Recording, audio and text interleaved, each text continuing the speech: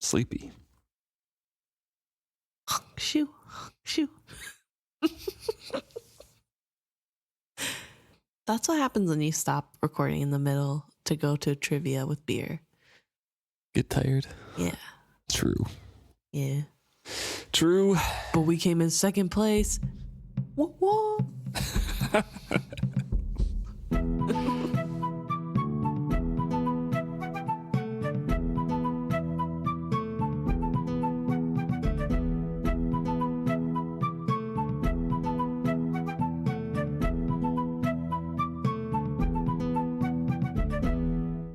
Welcome back to another episode of Is Fitz Happy? I'm Luke. And I'm Emma.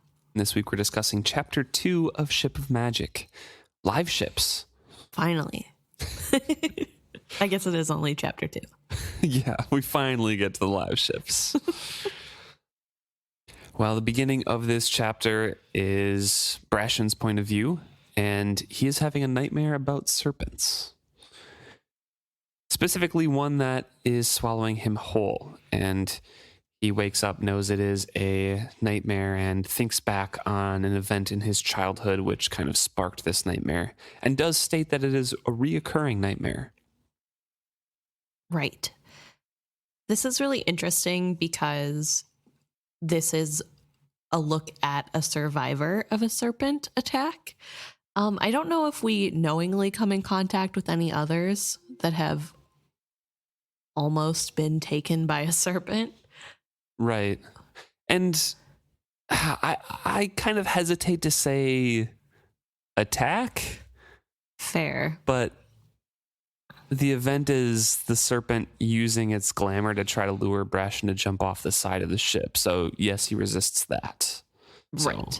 I guess he has the nightmare that the beast succeeds, but he is never actually in a position where the serpent could have actually eaten him, as far as we know. Right. But it would be really traumatic to see an actual serpent, because apparently at this time they were very rare. It wasn't a common sighting, and most land people still believed them to be fake at the time, and the way that Brashen tells it makes it sound as though that is not the case anymore. Yeah, definitely.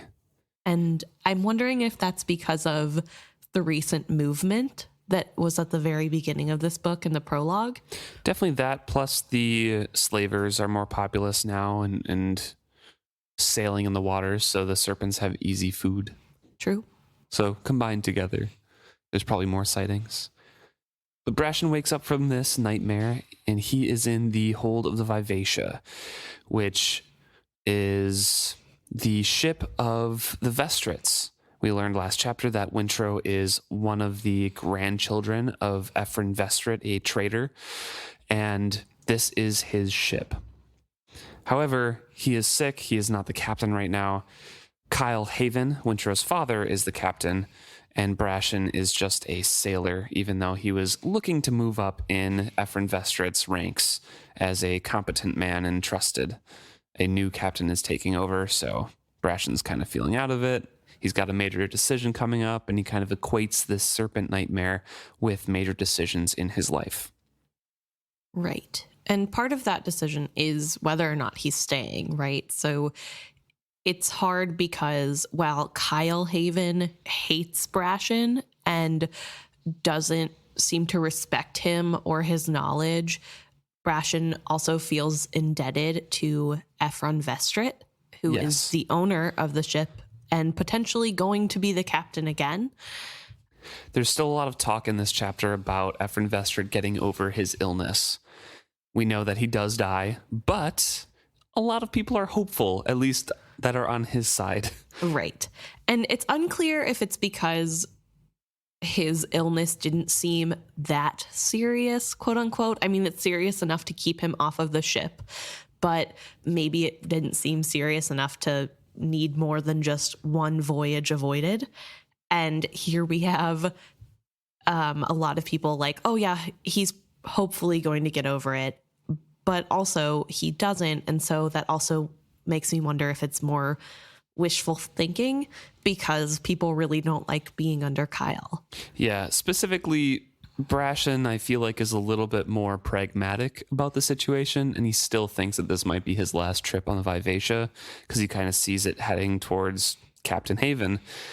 But as we find out with Althea later on, she is much more optimistic about her her father coming back. Right. But we're with Brashen right now, Yes. and he talks a little bit about how when Kyle took over the ship this time, nobody thought ill of him of having to step down as first mate, even though he had worked his way up to that title, because Kyle came in and said he wanted one of his men on board that he knew, and everybody agrees that that's a respectable reason and that it's okay that he didn't. Mm-hmm. Like, he stayed on board and that he didn't have, like, he stepped down to second mate.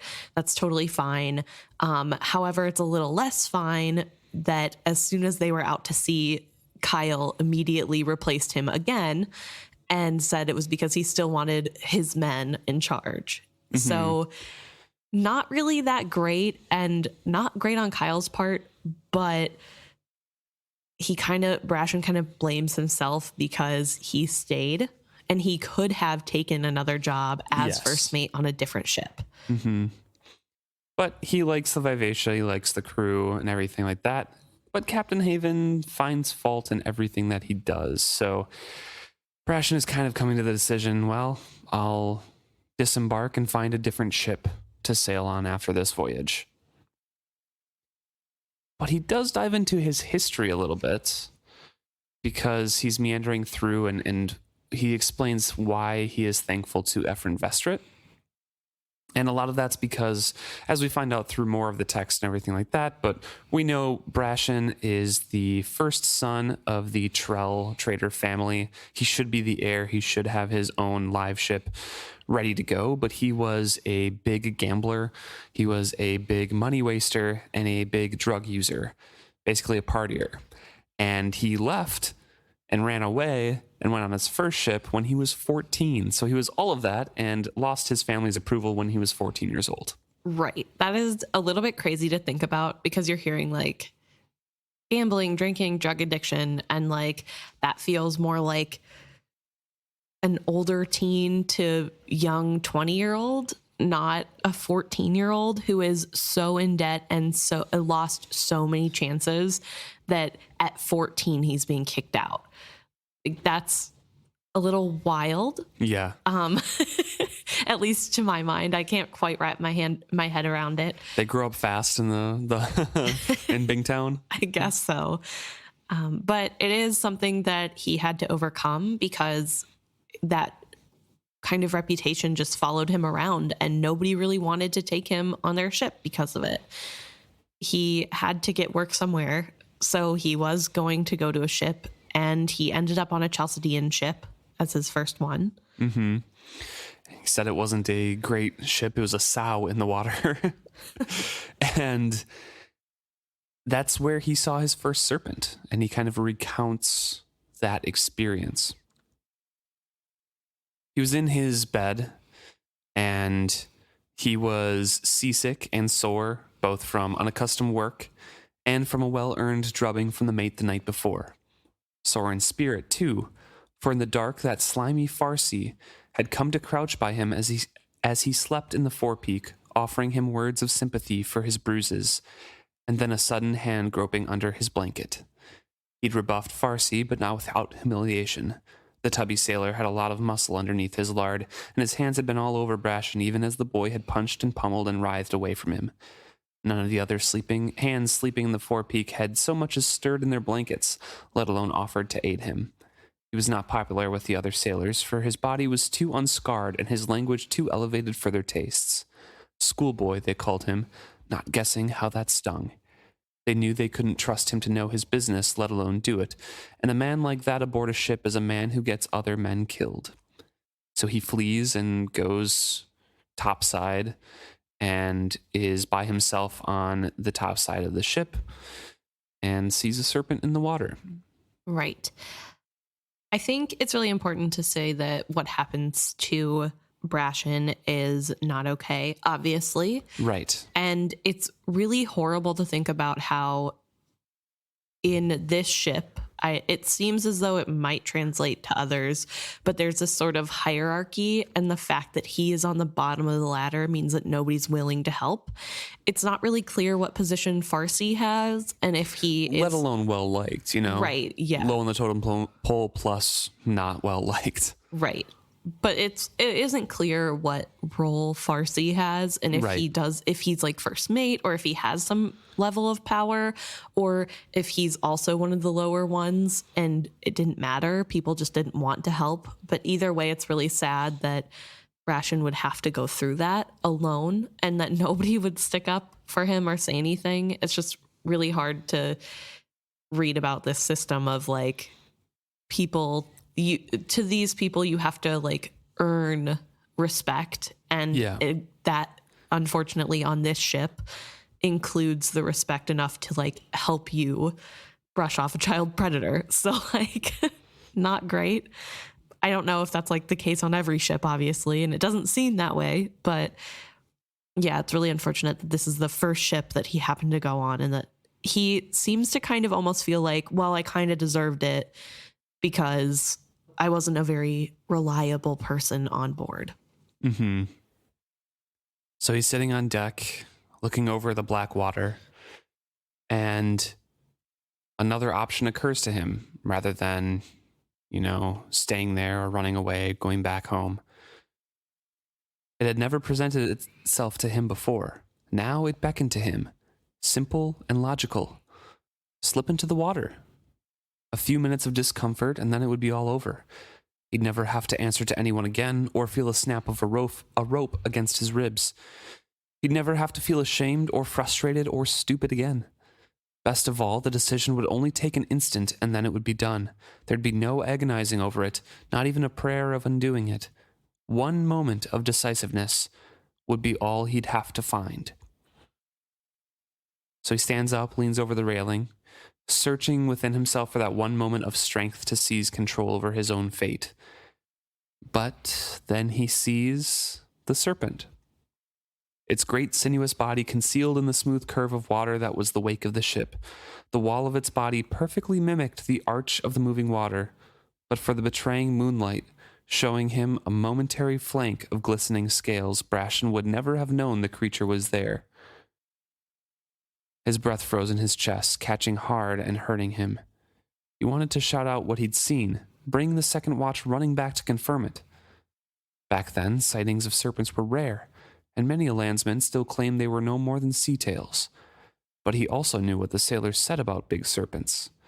And he explains that the sailors think it's an omen of extremely bad luck, and that the person who sees it sees their own death. So he knows if he did tell somebody during the voyage, eventually he would die, either by the mates or the crewmen not being careful or helping him in certain tasks, just because that was pretty much the only way to get rid of that superstition, is to get rid of the person. And that is even more scary. And he realizes that even though he is just about to jump off deck, like he wants to live, and he doesn't actually want to die, whether that's by the first mate's hand or by the serpent.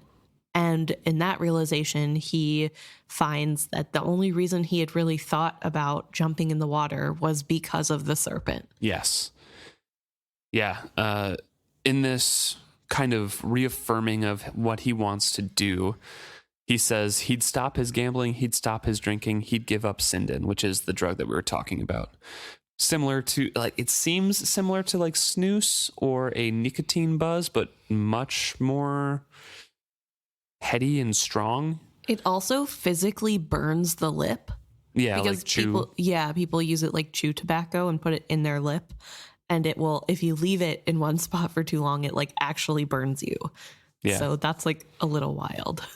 Yeah, interesting. The serpent had known its defeat. Somehow it had sensed he would not fall prey to its guile, and with a shudder as jolting as Farsi's hand on his crotch, he knew that the impulse had not been his own, but the serpent's suggestion. The serpent slides away, but not before casting up an eye at Brashen. This is a really interesting thing because this is kind of a reaffirmation that serpents and others are in some way related, at least the magic that they used, because it seems the second that Brashen was aware of the magic being used on him, he was not as affected. Yeah. Just like how Kenneth in our last chapter, as soon as he was aware, knew that he didn't actually want to stay. He wanted to go to his ship. And also something I completely missed on my first read through, like the relation between the two. Yeah. Because of the similarities in the magic. Right. It's definitely really interesting to think about. And I also wonder, because Brashen specifically says that seeing big serpents at this time is very rare. And so I'm wondering if that means that mostly the serpents are pretty small. Although I guess small is relative in this world. Like, is small like baby whale? You know, like. Well, I'm wondering, I don't think they mean like baby serpents, like dragon serpents. No. I think they mean sea snakes, and that's where they think these big serpents come from, because they have no idea what the life cycle is. You know, it's not uncommon to see, you know, other serpents in the water, but to see these gigantic ones. Or like eels or barracudas. Right. Yeah. Yeah, I don't know. It's really interesting, though, and it made me have a small thought of like, wait, how fast are these serpents growing that they're that there's like a definite difference between a small and a big. But it seems though as though mostly now everyone sees big serpents just based off that wording.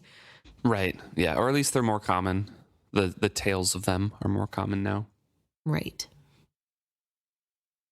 And thus ends Brashen's part, and we jump to Althea. Right. Before we move on, I do want to talk about how something that we skipped over a little bit is that Brashen is a little bit hurt by Ephron Vestrit, because he had assumed that when Vestrit got sick, he was going to leave Brashen in charge. Yeah. This is something that repeats itself with the next character, but I wanted to bring it up specifically because Brashen like has this whole thing about how like he was sure he was first mate, he was sure he was going to get control over it, he would be captain next, and then he figured, well, it is family that it was given over to, so he can't really fault Ephron for that. Yeah, he seems kind of a guy who, in the writing at least, instantly buries all of those emotions. Right. And kind of just does that as a protection mechanism, because yeah, he is hurt by it. He has had this relationship with Ephron. Ephron kind of dragged him out and got him from, as we learn later in Althea's perspective, from like a jailer's debt, and he would have been a slave if not for Ephron, basically. So they have a relationship, and Ephron does think that Brashen does great work, and he has a lot of promise. But then Brashen immediately is like, it's family though. It's fine. Right. I'll move on.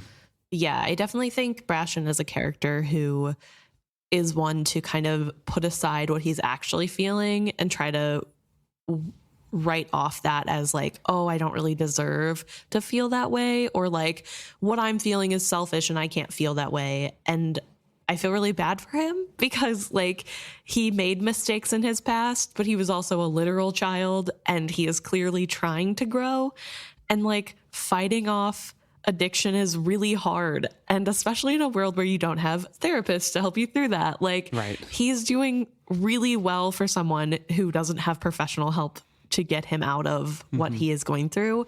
And I think he's really hard on himself for someone who is really holding off on his addictions. I mean, he does pretty good.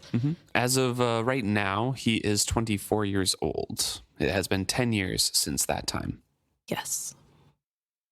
So we end with Brashen and we go into Althea's point of view. And she has just finished up some work retying some of the barrels that they had of wine on ship, restoring them, repacking them. And she is preparing something in her head, a plan of action to confront Captain Haven, Kyle, with whatever with something, as the readers don't know yet. Right. But she's gonna, freshen up, take a nap, get a change of clothes, that sort of thing, and then go and confront him. Yeah, she also doesn't necessarily start off on the greatest foot, as it starts with talking about how she misses freshwater baths and how at least she'll get to wipe down in her stateroom. And I think for a first read, Althea kind of comes across as a little bit...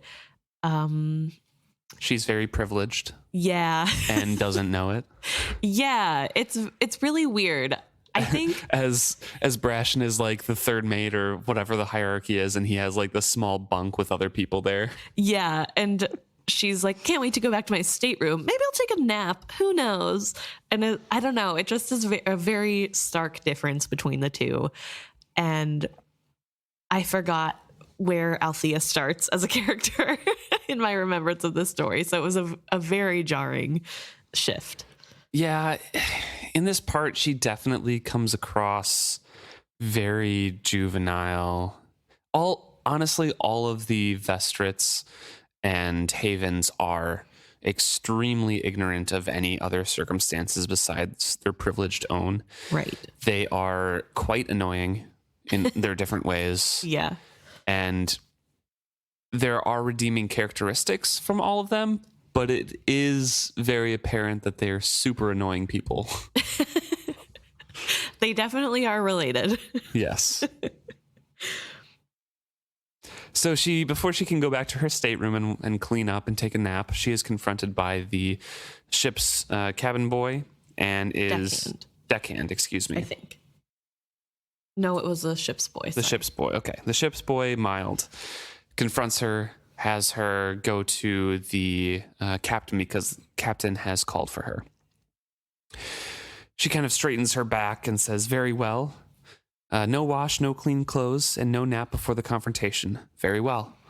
She took a moment to smooth her hair back from her face and to tuck her blouse back into her trousers.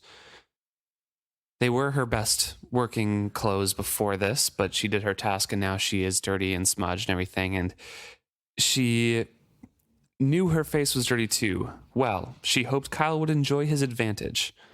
She stooped down as if to refasten her shoe, but instead placed her hand flat on the wood of the deck. Right. So this is another little quirk of hers. She feels as though just having a dirty face puts her at a disadvantage. Yeah. I don't know. To me, it feels like, I don't want to say the word fan fiction because we're reading, a book right now, but it feels like a fan's thoughts of what court is like. Right. Like oh, I'm such an aristocrat and a noble and I need to have the upper hand in all these conversations, but she has no idea what she's doing kind of thing. Right. Okay. I don't know. That's to me, that's how it reads. I don't know. I guess it just read childish to me, but I like that better. I mean, that's exactly what it is. Yeah. Right? Because she's trying to do or think of the same things that we saw were expertly done by Chade or Regal or any of those manipulators or Kennedy even in the last chapter. But she's just like, oh, I have dirt on my face. That's an advantage to Kyle. Yeah, I think it definitely shows her naivety, but also... she could just wipe her face off and then she wouldn't have dirt on her face. It's like whenever you tell a kid the basics of rules and then they get weird thoughts on it because they don't actually have to do the rules. Right. And then they're like, oh, so this is how that works. I don't yeah. And it doesn't actually work that way. I don't know how to better explain it, but it just feels very much like someone who was told once as a child, hey, you need to be clean in front of people to be respectable. And she's taking that to the extreme of oh, obviously this is one for him because I'm not clean. I don't have time to get changed or whatever. I feel like, in all honesty, it would even be an advantage to her. Right. To look like she's doing work because her whole thing is Kyle sees me as this woman who is ineffectual because he has Chalcidian blood and I can't do anything right and I'm not an actual sailor. but then you want to get like cleaned up and like Prim and trader. proper. Yeah, and- I don't know. It is weird. anyways. Yeah.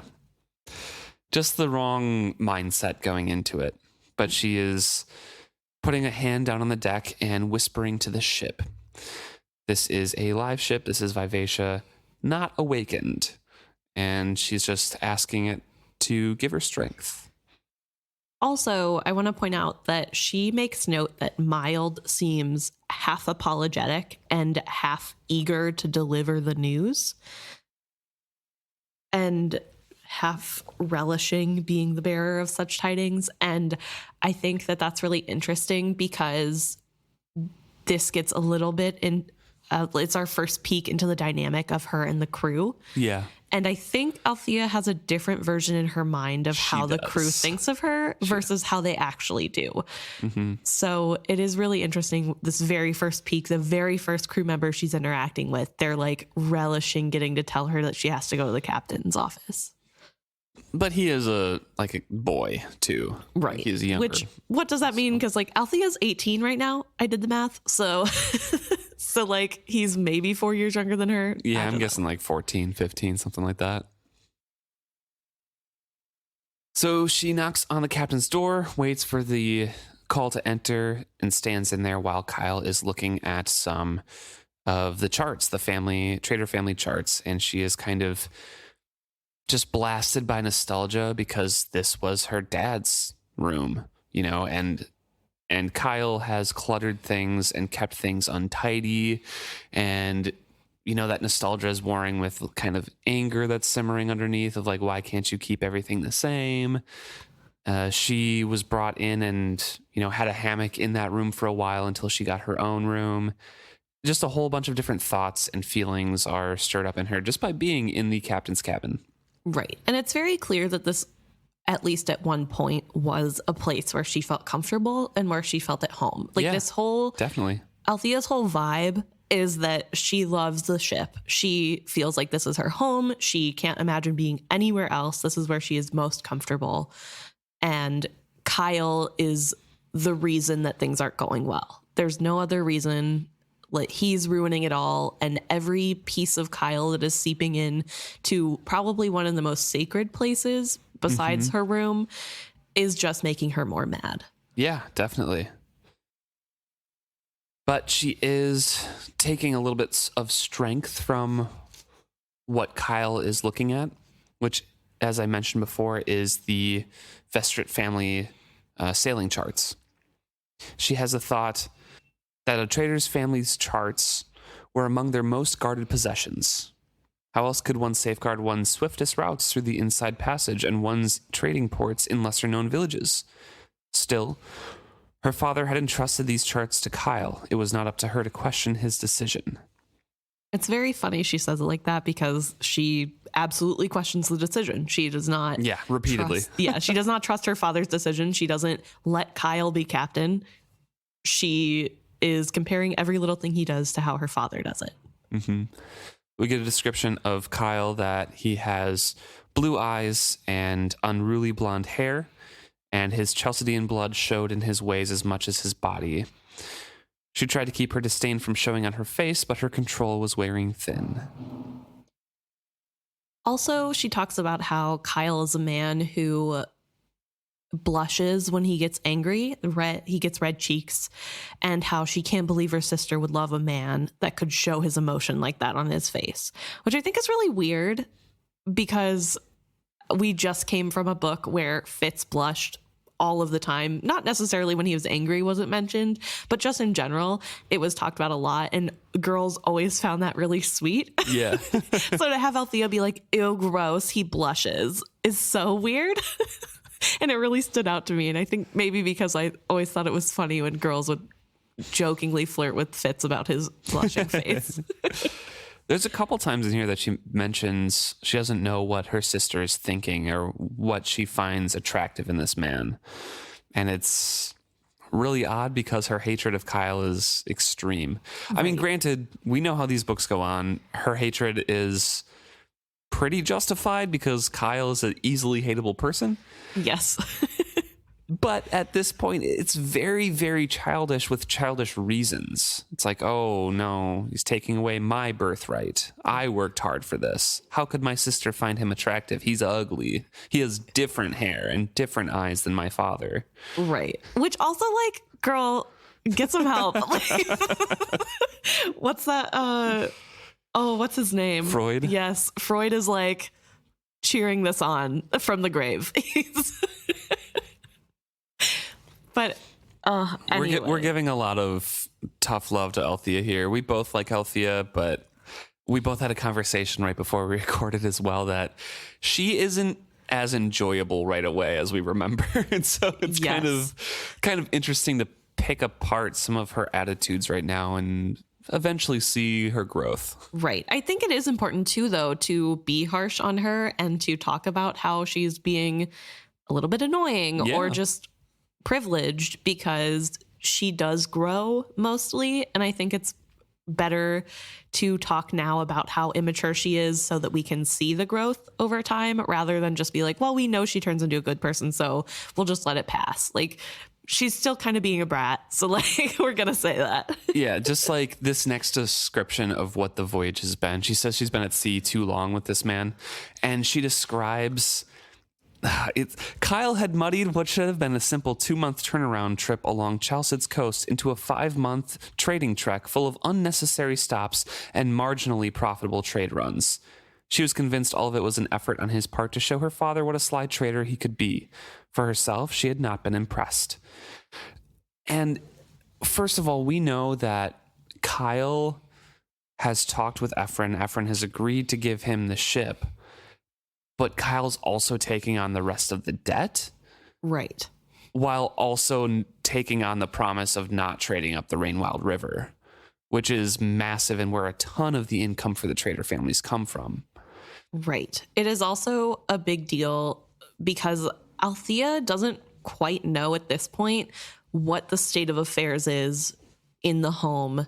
Right. As like they're banking. Like, she doesn't understand that. As described later on, she went to sea with her father when she was 10, you said? Yes. And that was in lieu of her mother wanting her to stay home and learn the books and manage the estates. Right. So Althea has no idea what's going on in the homestead. Has never had to be in charge of the estates. And it kind of doesn't feel like she ever cared to ask. So she doesn't understand that her family is in extreme debt and they're on the brink of poverty. Yeah. And Kyle does know that. And so the fact that he is trying to get a little bit more profit in the time given him, like, it is a little bit of like ooh, look at me, I can make more money. But also, like, he knows that his family might be in debt forever if he doesn't try to make more money. So I don't blame him for trying to get more. Right. And it's a really immature thing to be like, well, he only made marginal profits, because it's still profits at the end of the day. And I really want to read this next paragraph from Althea. The same trip if it was her father doing this trading run. Right. Yeah, sure. Kyle is new to this, and like, clearly he needs help, and he is too proud to get any help. Like, he is doing things wrong too, but it definitely highlights his inexperience and his inability to ask for help, right, or listen to people who know more than him. Definitely. But it also is like not his fault that water got into some of the cotton that was on deck. Like, he didn't plan for a gale to happen last minute to ruin some of the cotton. It just happened, and that's what happens when you have a ship with cargo, like, which does point to his incompetency of overloading it and putting it on the deck, things like that, safety reasons. Sure, I get all of that. Althea's point is valid that he is slightly incompetent, but she doesn't have the full picture. Right. Like, clearly he is pushing the ends to a mean. I don't even know if I said that correctly, but he's trying, I don't know, whatever. He's trying to make profit. He's trying to get some money in the pocket of his family. And Kyle questions her about what she was doing in the aft hold. I restowed the cargo. You did. It was a statement, almost an accusation, but it was not a question, so she did not need to make an answer. Instead, she stood very straight under that piercing gaze. She knew he expected her to babble out explanations and excuses as Kefria would have, but she was not her sister nor his wife. He suddenly slammed his palm down on the table before him, and though the sudden impact made her flinch, she still did not speak. She watched him waiting for her to say something, and then felt an odd sense of victory when his temper snapped. Did you presume to tell the men to change how that cargo was stowed? She spoke very softly, very calmly. No, I did not. I did the work myself. My father has taught me that aboard a ship, one must see what needs doing and do it. That is what I have done. I arranged the casks as father would have had them done, were he here. Those casks are now as every shipment of wine has been stowed since I was 10 years old, bung up and bilge free, fore and aft, ends wedged off in the wings. They are secure, and they have not already been spoiled by jostling. They will be marketable when we get to Bingtown. His cheeks grew pink. Althea wondered how Kefria could stand a man whose cheeks turned pink when he was angry. She braced herself. When Kyle spoke, his voice was not raised, but the longing to shout the words was clear in his clipped accent. Your father is not here, Althea. That is precisely the point. I am the master of this vessel, and I gave commands as to how I wanted that cargo stowed. Yet again, you have gone behind my back and countermanded those orders. I can't have this interference between me and my crew. You sow discord. So, the thing that she was doing, she was working on, that she wanted to take a nap from, was rearranging how the cargo was stored, contradicting how the captain had wanted it done. Right. From an outside lens with that description, definitely deserved talking to / yelling at. Right. It is a little strange that she's going behind his back. There's little moments throughout the rest of this conversation where she's like, oh, well, I won't tell him that information because that will be another point against him for father. And it's like, well, then why didn't you just let him ruin the shipment? Like, you don't care. You don't understand the like money part of this thing. So just let him ruin the wine and then he'll figure it out. Like, if you really think that he has no idea, you fixing it for him and letting him take the credit later on isn't going to do you any favors. Just tell your tell your dad that you told him it was wrong and he did it anyway. Like, right. Yeah. It's so weird how contradictory this all is. I think she wanted a confrontation by doing this.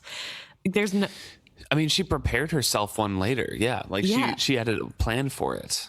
And it kind of feels like this isn't the first day of the trip. So she like waited a while.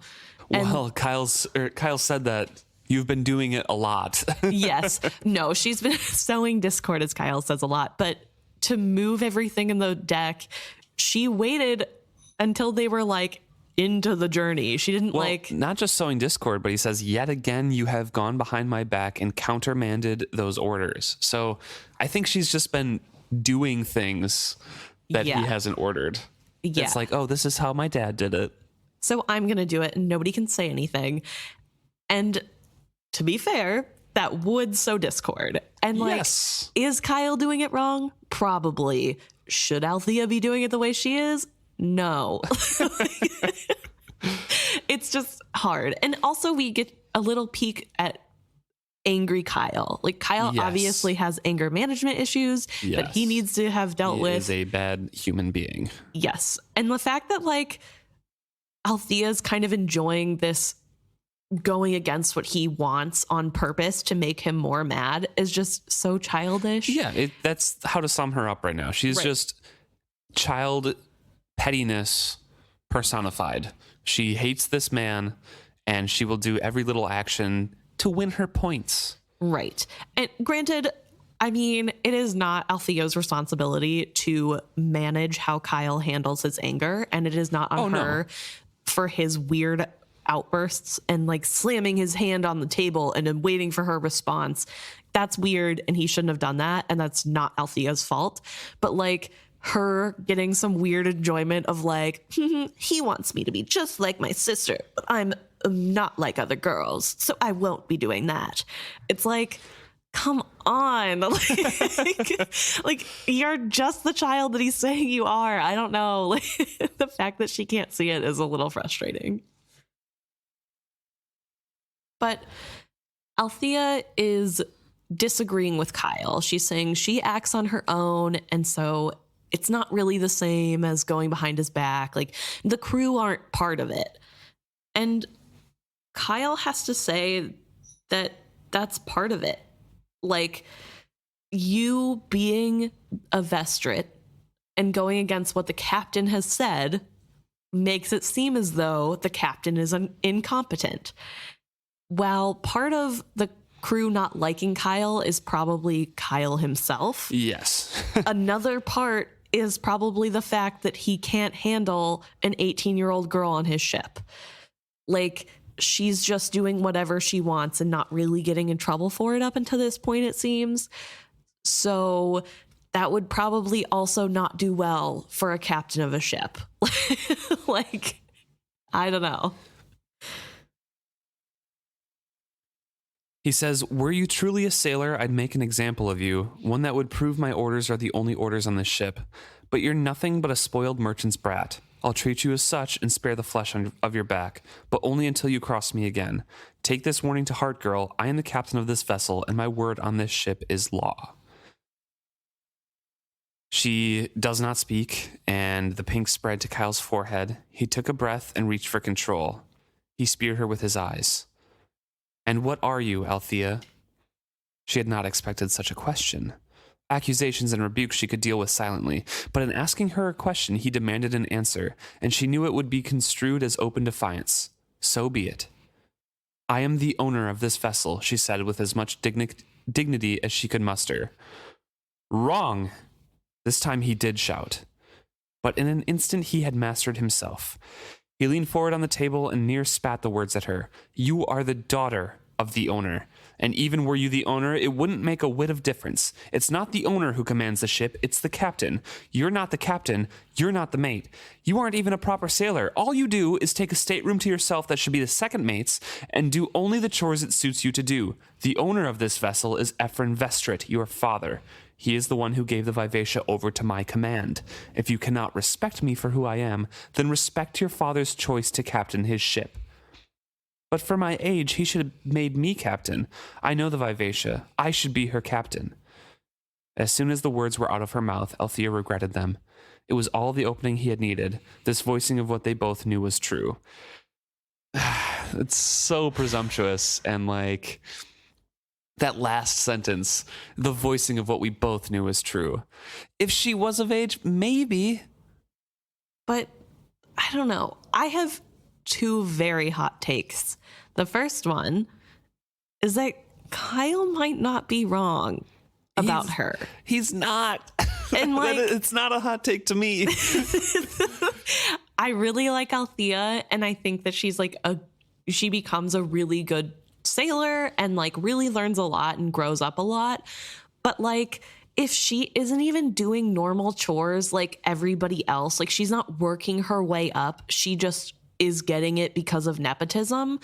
Like, she isn't a real sailor, and she doesn't get to pretend like she is.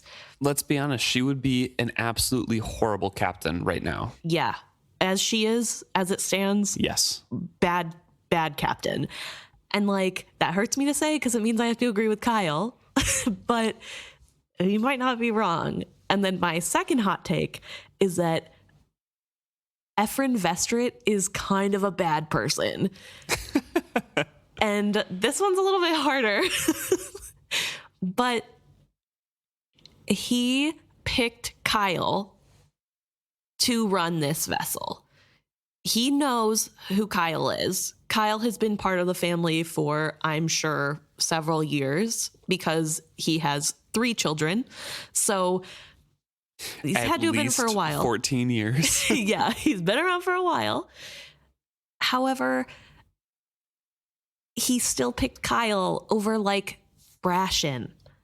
And he let he let Althea become this way. He let Althea think that this ship is hers and that she was going to be the next captain.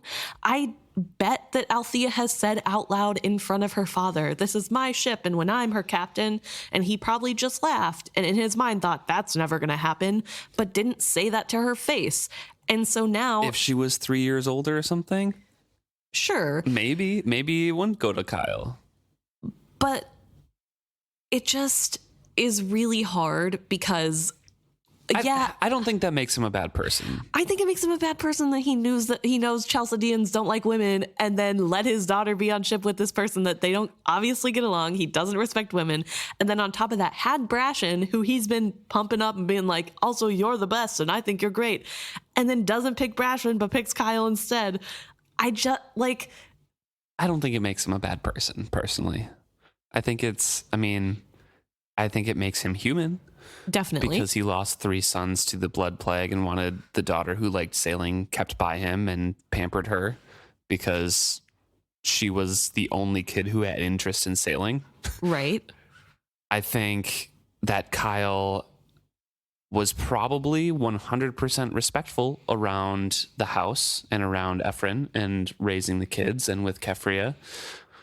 In private, not so much, we know that. But do you think Ephron saw all of it?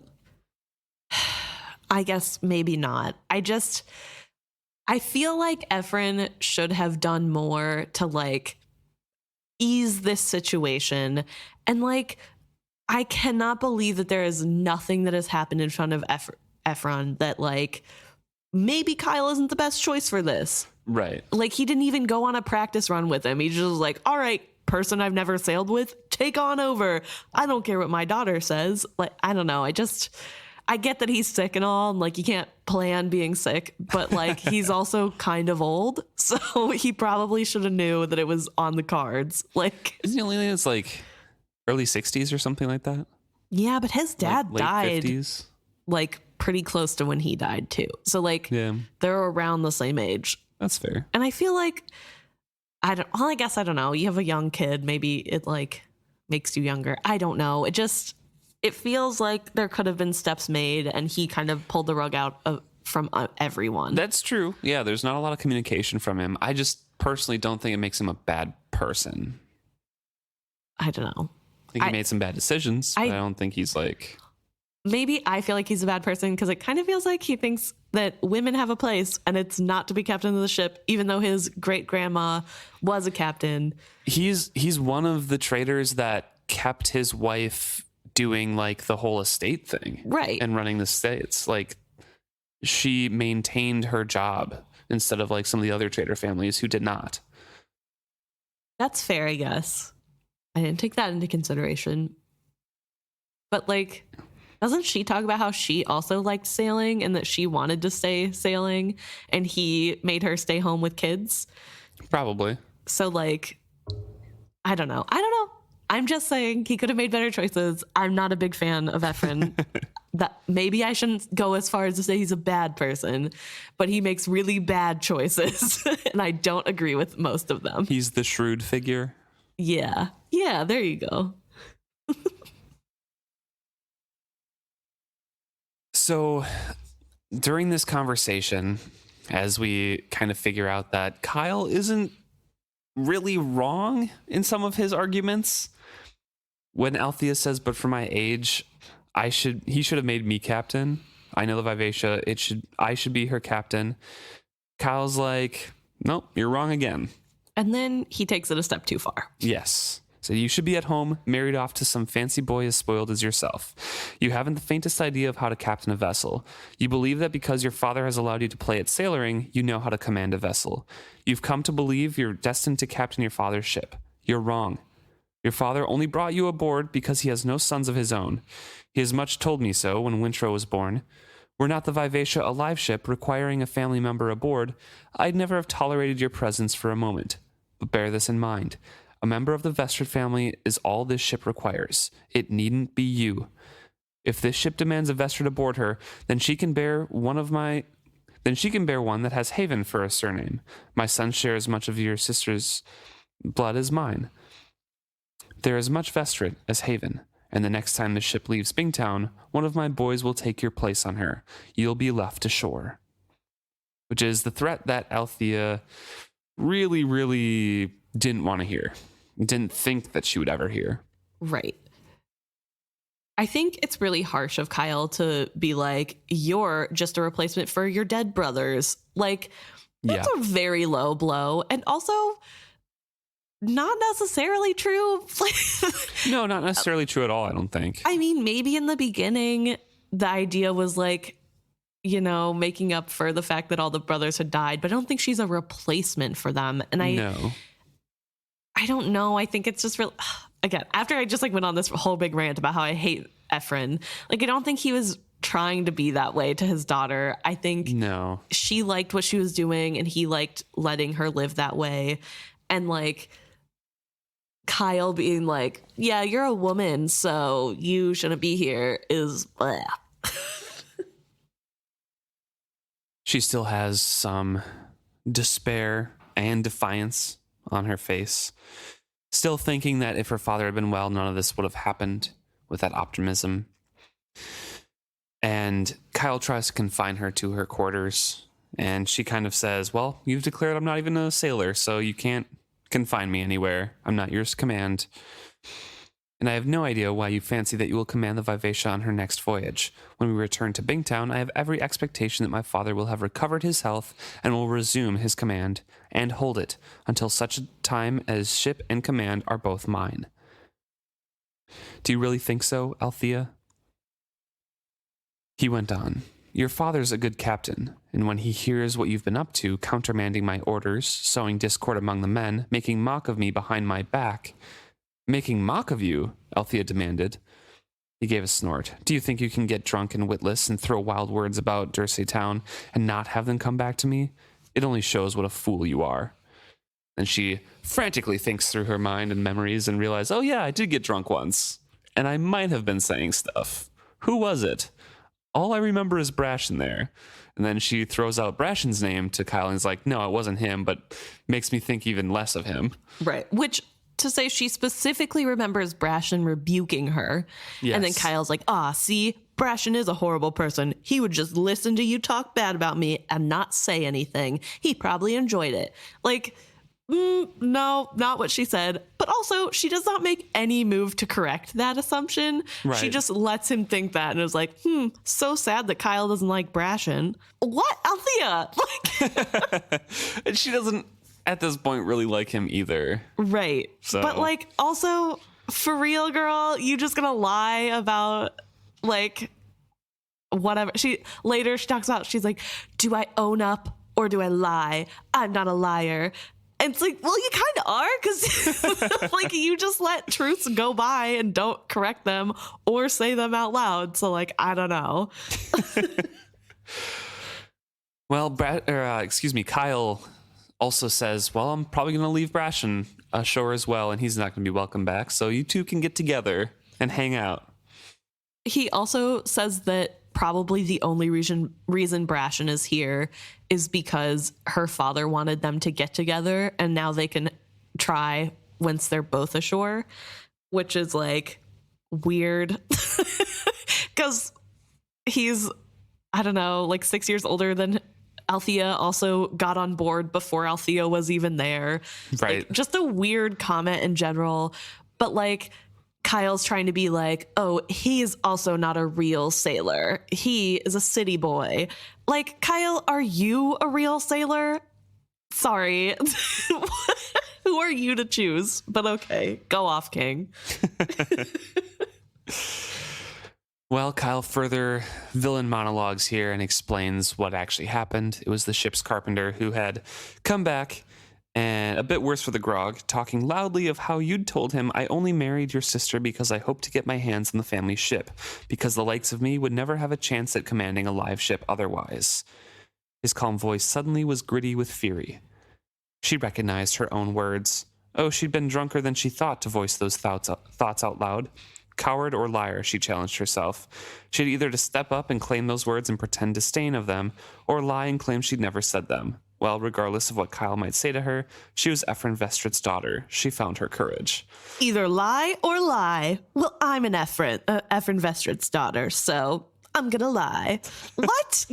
She says she found her courage and is not going to lie. She says, Right. That's true, I said it. But Yeah, but like, she lied before. but also like either step up and pretend like I didn't really mean it, like, or pretend I didn't say it. Both of those are lying.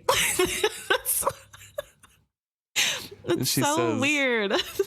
That's true. I said it, and it's true. So how does the truth make mock of you? Kyle comes around suddenly and slaps her. Sends her staggering. And she thinks too far. They'd both gone too far, and as she had always feared they would. Had he feared it too? He seemed to be shaking as badly as she was. That wasn't for me, he said huskily. That was for your sister. Drunk as a soldier in a public tavern, and you as much as call her a whore. Do you realize that? Do you truly think she'd need to buy a man with the bribe of a live ship to command? She's a woman that any man would be proud to claim, even if she came with not a copper to her name. Unlike you. You they'll have to buy a husband for, and you'd better hope to the gods that your family fortunes do better, for they'd have to dower you with half the town before any decent man would look at you. Get to your quarters before my temper truly runs away with me. Now. Oh yeah, because it's definitely Althea's fault that he couldn't control his own body parts and slapped her. Right. Like, okay. Although I do believe him when he says it wasn't for me and it was for his wife. Like, he speaks very fondly of Kefria, and we know he does love her, but he still puts in there like, you know, she'd be a woman that any man would be glad to claim. You know, Right. like, he speaks of her as an object, which is true to his Chalcidian roots, but it seems kind of coming from a place of truth in my eyes. Right. Well, I think Althea's sister is a more traditional woman. She's got the more traditional feminine values that he would appreciate. And I'm sure she likes the role that she's in.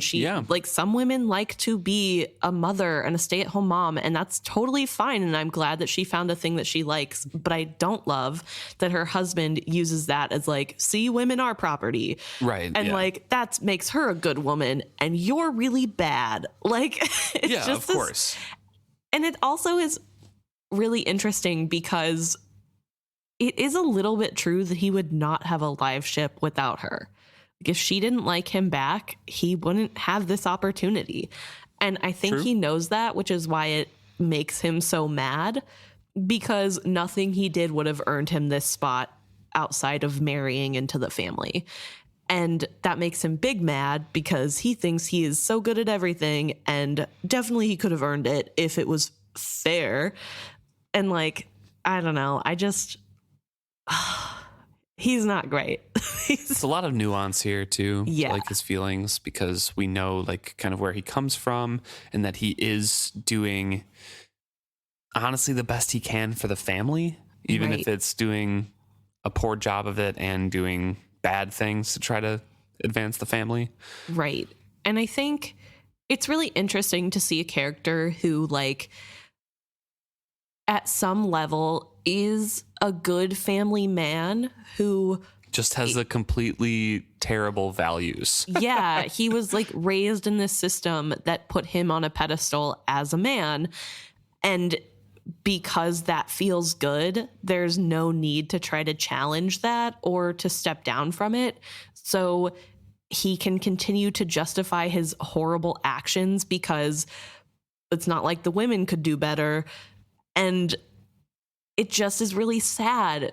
It's like Regal in a way that, like, if he would have been raised in a household like Althea's, where men and women are a little bit more equal and like the gender roles aren't so strictly enforced and like corporal punishment isn't okay, then maybe things would have been different and he would have been a good person and he wouldn't have gone to sell slaves or hit people when he gets angry. Yeah. But this is who we are stuck with. And so you have to see those glimmers of human and like the glimmers of like, okay, at the core, Kyle thinks he is a good person. Yes. And stemming from that, you can understand what he's coming from. And it's really frustrating because he is a very easy to hate person. Yeah.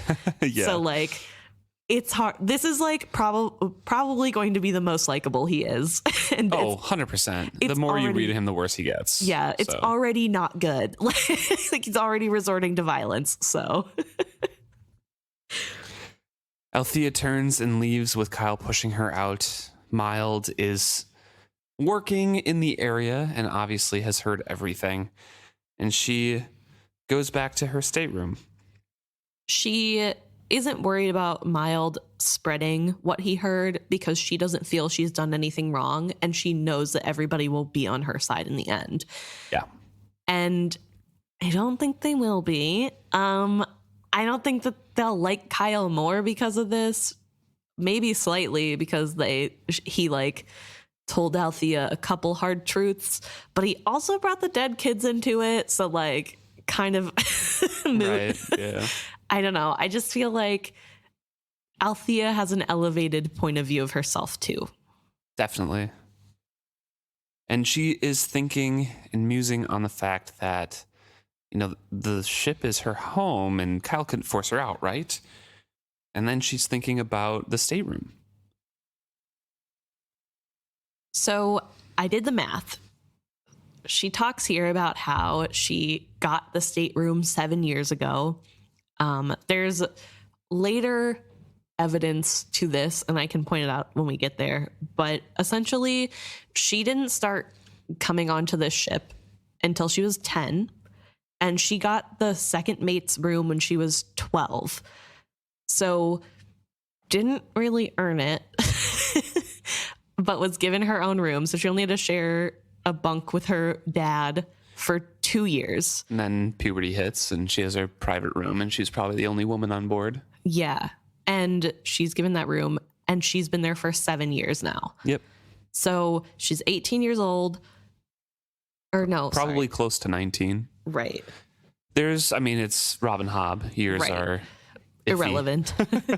But it's one of those things where it's really interesting to think about how she really doesn't see how she didn't earn this spot. She didn't work her way up to the second mate's bunk. She got it because she's the captain's daughter.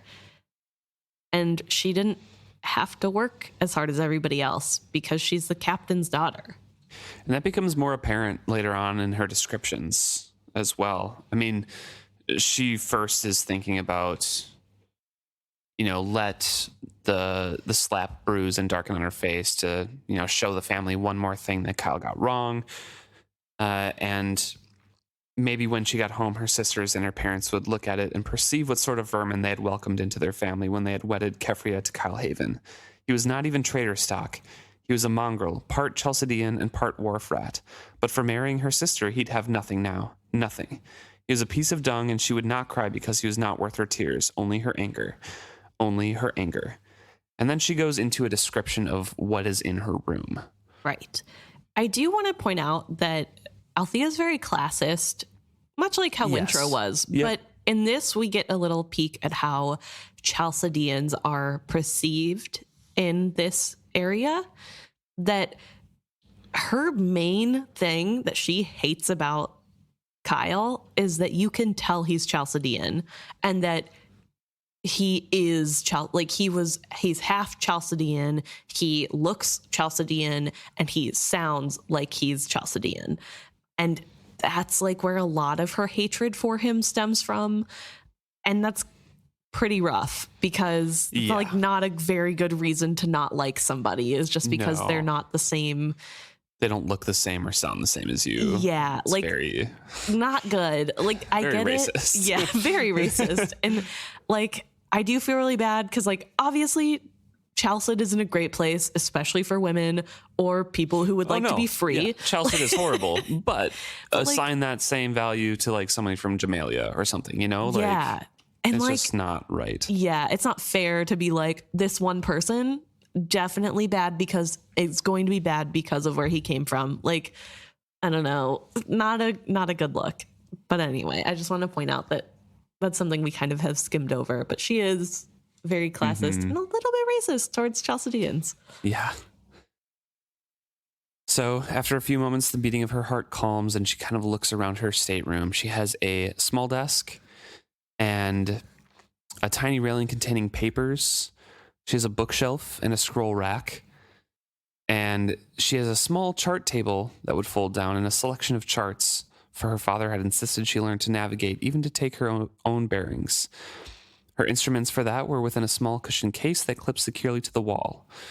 She has sea clothes, and the only decoration in the room was a small painting of the Vivacia that she had commissioned herself. Jared Papas had done it, and that alone would have made it a valuable painting, but it was the subject matter that endeared it to Althea. In the painting, the Vivacia's sails were bellied full of wind, and her bow was cutting the waves cleanly. So she has this stateroom has a lot of amenities. It has, a painting that she commissioned herself, probably not with money that she made, but with spending money her dad gave her. Yes. That she probably, quote unquote, made during the voyage of one of his training trips or something. Right. But a very fancy painting that would make it valuable just from the painter itself. And later on, she talks about, she goes through the chest of things that she bought. She bought toys for Selden and for Malta. She buys a shirt for Selden. Malta gets a doll. I thought it was a top. Oh, and then you're right. It is a top. I was thinking shirt. Oh. Like a top. Like no, it was just a spin top. Yeah, a painted top. I'm like, what a weird shirt.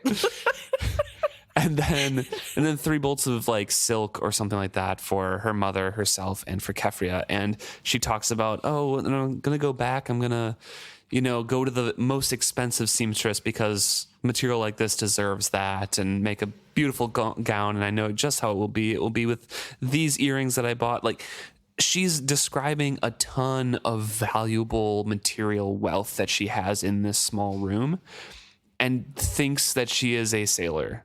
Yeah. It just doesn't line up. No.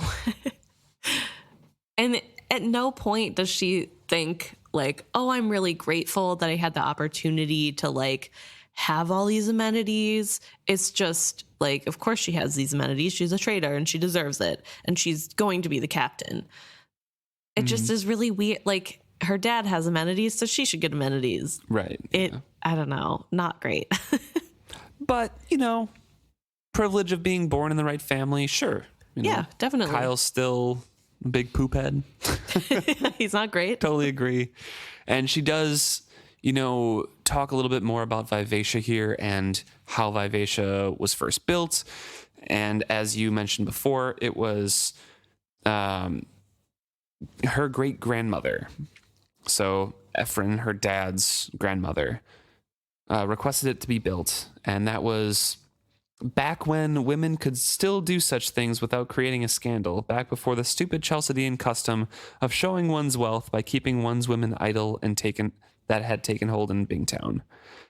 And she was sailing until she was 70, and then Ephron's dad sailed until he was 62, and then Ephron is probably upper 50s, low 60s, something like that too. Right. Which is also a little weird because Althea's grandpa died 14 years ago when she was 4. Yes. So potentially that means her dad has only been captain for 14 years. Yeah. That's like really sad. I mean, I guess like good for the longevity of their genes, but like not so good for the fact that he didn't actually get to enjoy being captain. Yeah. Captain for 14 years, during which 3 of his sons died. And 10 of those, within 4 years. Although maybe it is possible that he lost sons before he lost his father. Right. It's very unclear exact timing on those. But it is before Althea gets to be on ship. Yes.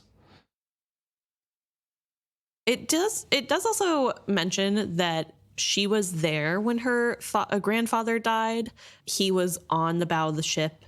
And it says, she had known that the shivers were both regret and welcome. The Vivacia would miss her bold captain, but she welcomed the flowing of his anima into her timbers.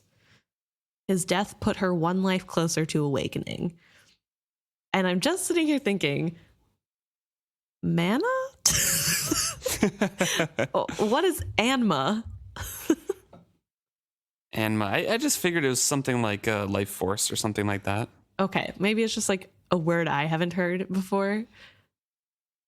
I don't know if we ever see it again. No, that's why I like specifically highlighted it, because I was like, wait, what? What a weird. I wonder if it was supposed to be a little bit more fleshed out and instead wasn't. Anma is the practice of traditional Japanese massage. Okay, well, I don't think that's what it's referring to. I don't either. Maybe it was another magic that was supposed to be covered, but like got scrapped later. I don't know. But either way, it is Anma that is taken from the bodies. Yeah, interesting. I noticed that too, and I just kind of like associated it with, mana or life force or... Yeah, like I knew what it was referring to. I just thought it was interesting that the wording was so strange. Mm-hmm. So we have descriptions now as a first-time reader going through of bodies dying on the ship and this Anma being taken in and the ship shuddering. And we get kind of a sense that Liveship is, in fact, a descriptor as well as the proper noun for it. It is supposed to be alive. It has feelings. It has thoughts. There's talk of it awakening. Right. We also know, not now, but later, that this is one of the youngest live ships. Yes. So it's the most recently built.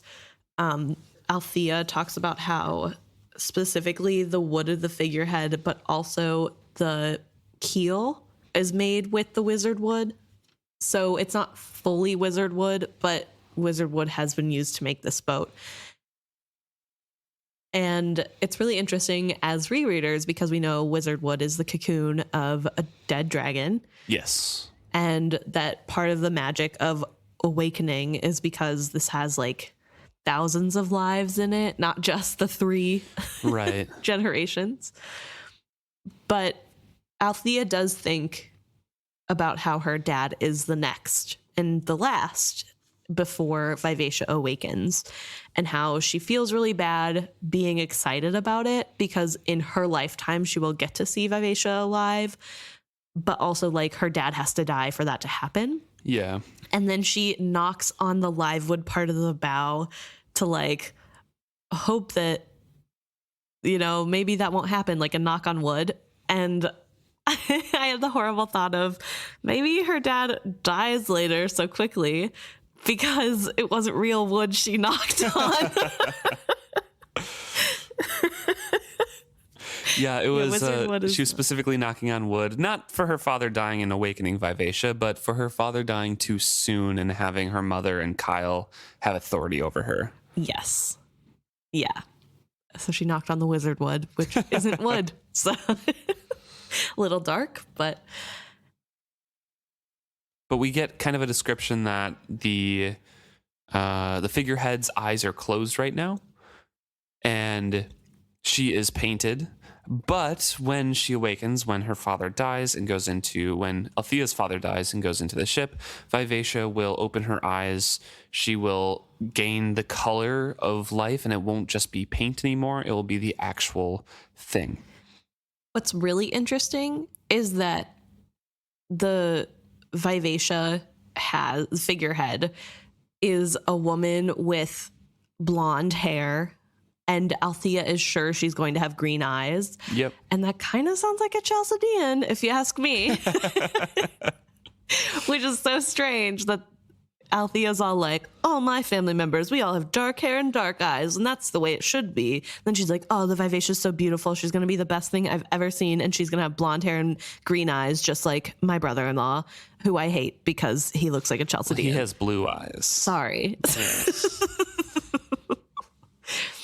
But anyway, I just thought that was like a really weird detail of like, oh, so she doesn't look like a Vestrit? Like, but anyway, Vivacia is close to waking, and we get a little bit more in depth of how, or I guess why, Althea thinks so strongly of being the next owner and the captain. Mm-hmm. She talks about how she knows the ship and that she can feel the vibrations of the ship. They have this connection.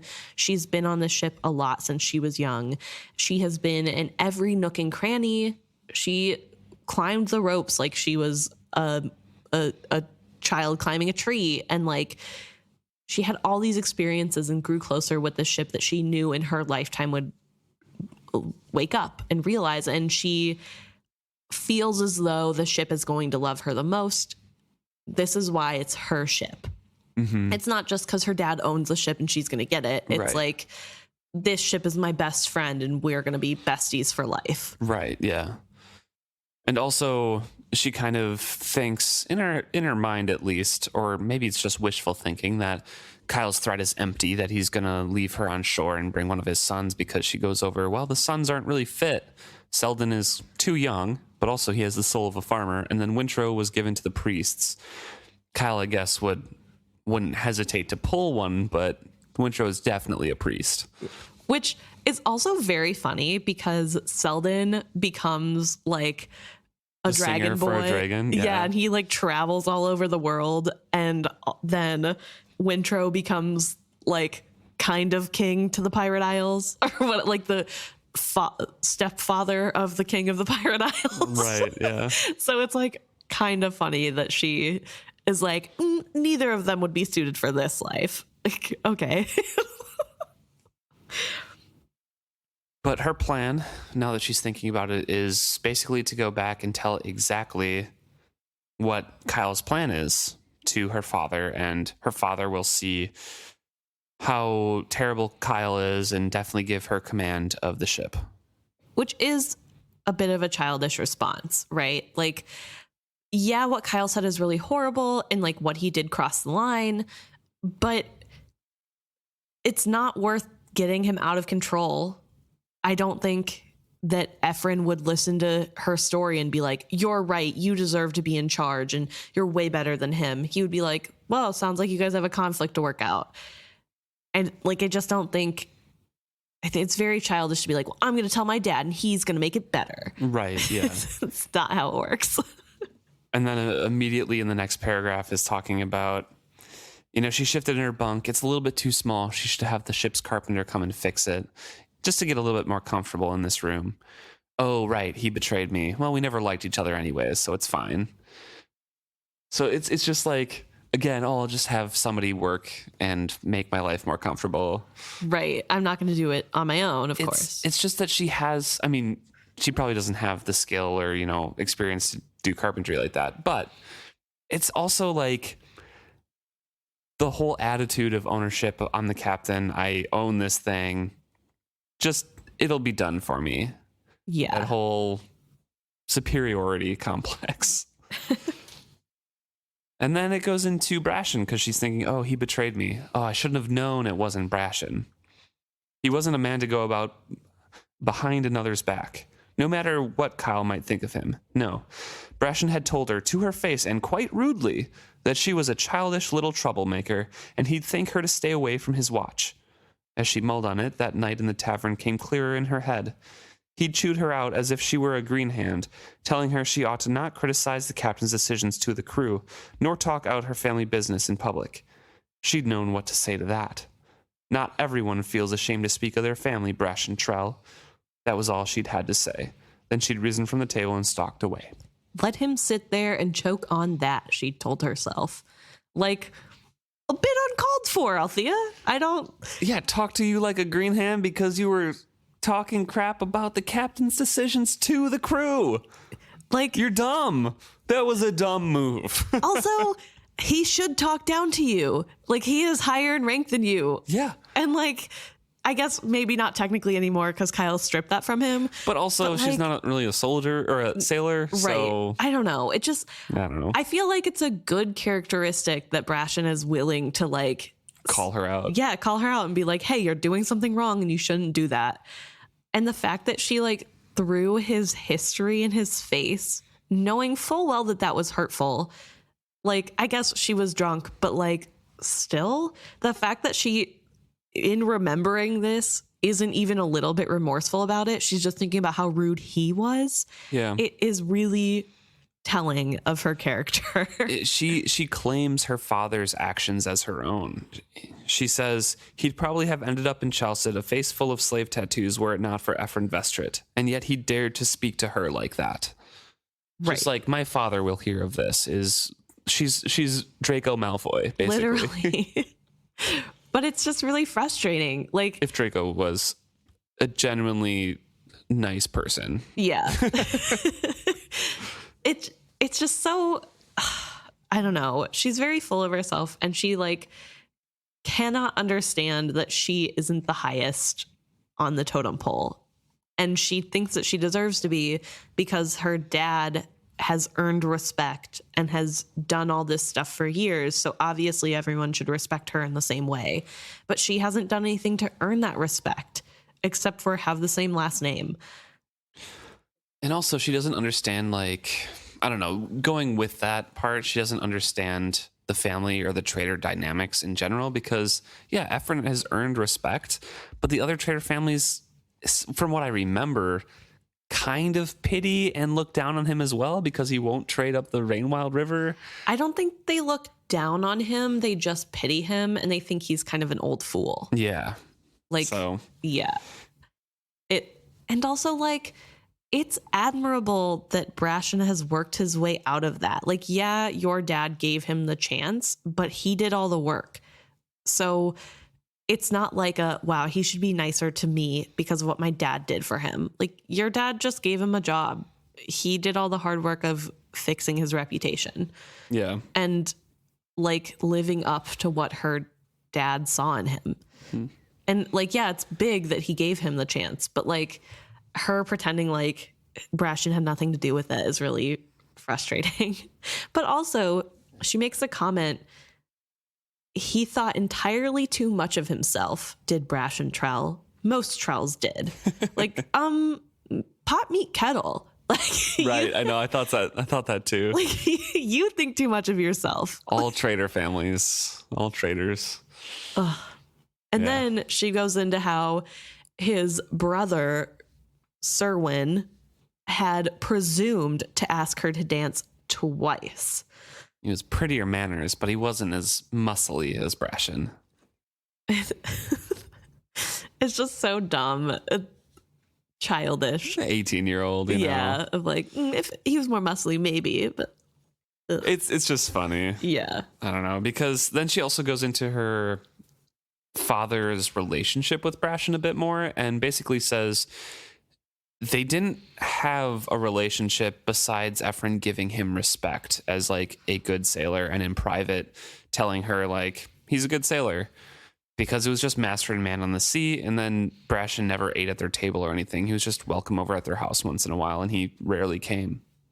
So it wasn't like a close relationship, but it was one of respect. Right. And clearly her dad did think highly of him. Yes. Like, he told her specifically that like he saw a lot of promise in him and that he is doing great things. And I think maybe this is also partially why Althea doesn't like Brashen, because her dad praises him so much about being such a good sailor. Yeah. And not to make assumptions, but I kind of doubt he did that with her.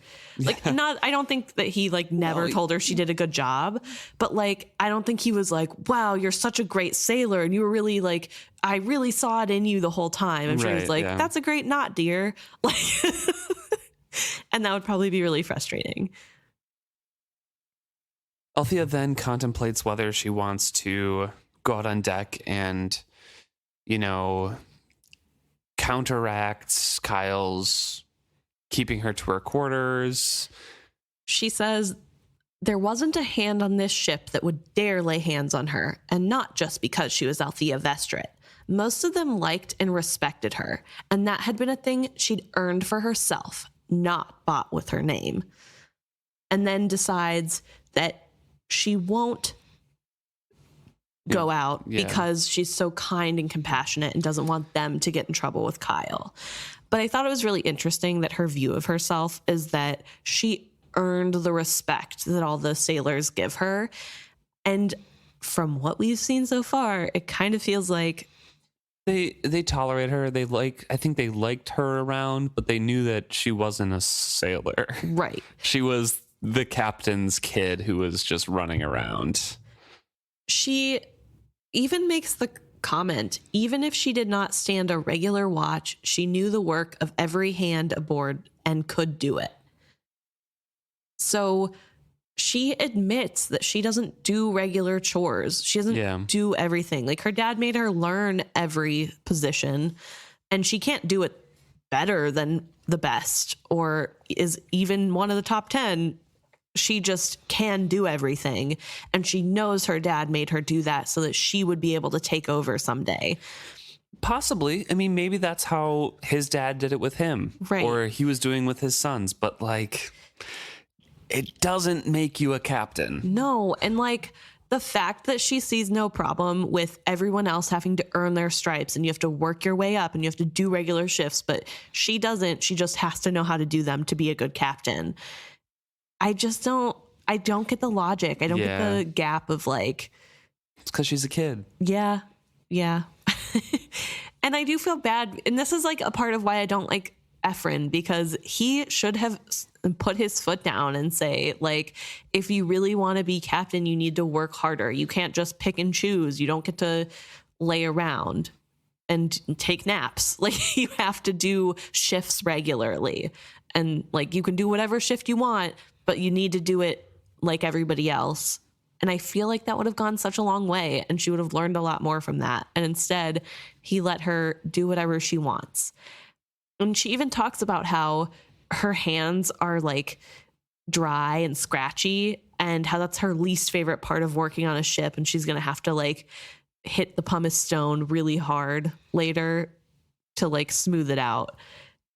And I don't know. It's just really frustrating because, like, I don't think other people can just smooth away the hard work they just had to do for 5 months because they didn't get to pick and choose which parts they were doing. Right, yeah. So she's looking at her gifts that she bought and thinking about the summer ball and having to pumice her hands smooth and hoping somebody will ask her to dance, but not Sir Wintrell, someone more muscly than that. And she is talking, like, for, you know, a good page or so about the various accoutrements and accessories and jewelry that she'll wear. How there's a bracelet her grandmother gave to her when she died, but her mother is too jealous to let her wear it. Maybe this time she'll get to. It's just all very noble child, spoiled. A lot of hints of Malta that we see later. Yes, she's holding the green fabric and thinking of how she wants to accentuate her small bosom to make it look better. And she wants to also point out her curvy hips and not too much so that she can't dance because it's the spring dance. So at least, like, Althea has an interest and, you know, is 18 and has other hobbies. I guess Malta is like 13 and thinking the same thing. I know. Yeah. And Malta's or like doing 12. I don't know how old she is. Yeah. Malta's doing it more to, like, I got to seduce a man so that I can have money. And Althea's like, I got to do this because I'm hot. Like a teenager would. And, like, true. Fair enough. Like, but, like, a 12-year-old being like, I'm going to seduce a man. Like, girl, please. No, be a child. We'll get to Malta when we get to Malta. Okay. We will. I can't. And then she talks of Vivacia a bit. Oh, they can't separate us now, and talks about her bond a bit. And she says, this bond between us is something my father intended as well. It is why he brought me aboard when I was so young, that we might come to adulthood already knowing one another. There was a second tiny shivering of the ship's timbers, so faint another might not have noticed it. But Althea knew the Vivacia too well to be deceived. She closed her eyes and poured herself forth into her ship, all her fears and anger and hopes, and in turn she felt the soft stirring of the Vivacia's as yet unawakened spirit answering her soothingly. And then she finishes off her section with kind of a hope for the future that they're going to be at their side one another. They're going to be besties, like you said, Emma. Althea knew the ship would run willingly before the wind for her and would battle adverse seas with all her heart. Together they would seek out trade ports and goods that not even the traders of Bingtown could match, wonders beyond even those of the rain-wild folk. And when she died, it would be her own son or daughter that stepped up to the helm, not one of Kylesket. This she promised to both herself and the ship. Right. I will say we also skipped over a part where she feels a little remorse that she has a hand in helping get Brashen kicked off the ship. True, yeah. But it's quickly gone. But yeah, she's kind of like, he might have kind of worked his way up, but he's way too prideful to be a good sailor. And he looks down on me all the time. And it's like, you look down on everybody, Althea. And also she decides that it's not that big of a deal because ultimately that'll be just one more thing that Kyle does wrong for her dad. Right. And so it's a win for her. So then she stops caring about it. But that did happen. Yep. We skipped over it. That's all right. The last part here, the last perspective is Paragon. We meet one of the live ships, but not a typical live ship, an example of a live ship. No, he has been beached. And we find out for the past 30 years, he is dozing, although that's a word that the humans used, and he doesn't fully agree because he doesn't think it's the same. He can't sleep like humans do. He can just go off into his memories. Yes, and there was one place in his past that he used most frequently for that. He was not entirely sure what it was he was recalling. Ever since his logbooks had been taken from him, his memory had begun to stretch and grow thin. There were growing gaps in it now, places where he could not make the events of one year connect to those of another. Sometimes he thought perhaps he should be grateful for that. So as he dozed in the sun, what he chose to recall was satiation and warmth. The gentle scratching of the sand beneath his hull translated into an elusively similar sensation that he refused to be completely called to his mind. Do you think... I see you nodding at me here. I think this is when he was a dragon and was sleeping in a desert somewhere because they just ate. Right. He does call it an ancient memory of feeling replete and satisfied and warm. And with the sand scratching his hull to be very, very similar to something else. So. Right. And I will say, in later series, we find out that dragons love sand to like roll in sand because it gets under their scales and kind of like cleans them and itches them for them. So yeah, I think this is a dragon. I think this is a hint that once they were dragons, and you would although it's not really a hint until you reread the series. Yeah, I was gonna say I don't think you would catch it unless you're a rereader, but as a rereader, his memory that he's going back to. There's two men's voices that stir him from his memory. We get the information that he has been beached there for 30 years. And one of them, Paragon figures out, is from Jamalia. Mingsley, yes. And the other is, Devad. As we know, Devad or David with a A instead of an I. I like Devad better. Restart, Devad. I believe is his last name. It's not said in this one. Restart. I don't know. Something like that. Kind of a family friend, but also fallen on hard times and kind of looking for money. Fair enough. But we do get a little bit of exposition and background knowledge of what's happening with the traders and kind of what's going on at home. And about the live ships themselves, that they don't rot or anything like that. Yeah, and we find out that Mingsley can't believe that this has been beached for 30 years because it looks brand new. Like there's no problems with it. There's no barnacles, which is when Devad tells him that of course it doesn't. It's wizard wood. And that's why they're so expensive and such a great find. And then, of course, Mingsley's asking, okay, great. You want to sell me this one. Why is it alone if they're so valuable? Right. And Devad is like, well, I guess I'll tell you. There's a reputation for very bad luck surrounding the ship, and he has killed a lot of sailors. But also, it's just because they're so superstitious. You know how those sailors are. Including the owner and his son, he says. Which we know to be Kenneth as rereaders and his father. And Kenneth is Lucto, I believe is his father's name. Lucto Ludluck? Yep. What a unlucky name. I know. But yeah, so Kenneth is not actually dead. And Paragon did not kill this family. It was the pirate. Ergot, yes. So the people here do not know that, though, and first-time readers would not know that that is who Kenneth is. But we are hearing about how Paragon is this kind of scary boat. And he's already kind of, very interesting perspective to live in. Yes. Because the first paragraph, he kind of hints at like, oh, but they won't let me, do this, like go all the way asleep and things like that. Yeah. It's obviously not like a normal thought pattern. Yeah. And then we get this exposition, as you were saying.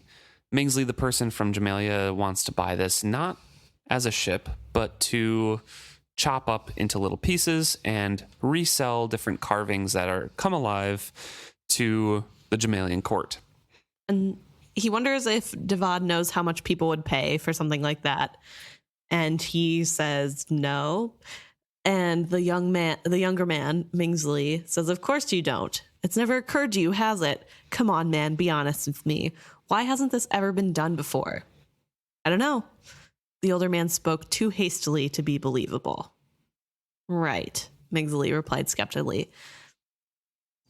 All the years Bingtown has been existed on the cursed shores, and no one has thought of marketing Wizardwood anywhere except to the residents of Bingtown, and then only as ships?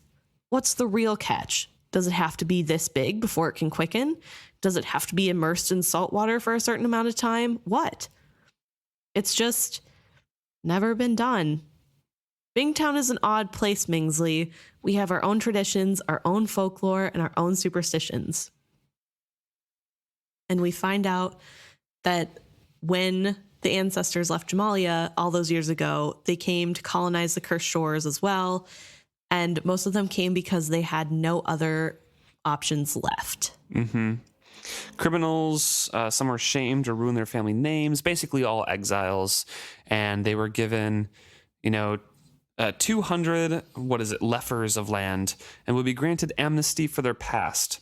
And the satrap also promised that they would be left in peace with the trade monopoly over whatever goods they found, but they would have to pay a 50% tax on their profits. And that has lasted for a long time until the current son of the previous satrap, Cosgo, is now in power, and he has sold some more land and trading rights to new people who are moving in. And mostly because he finds the contents of his coffers too small for the habits of pleasure he acquired while waiting for his father to die. Chalcedean pleasure herbs is listed that they are very expensive, and once you try them, the other herbs are not as effective, so you always have to go back to that. And you have to keep buying more, is the implication. So he sold a bunch of people new trading and land grants for Bingtown and the Cursed Shores. And Mingsley then states, and we have come and been very poorly welcomed by you all. You act as if we will snatch the bread from your mouths.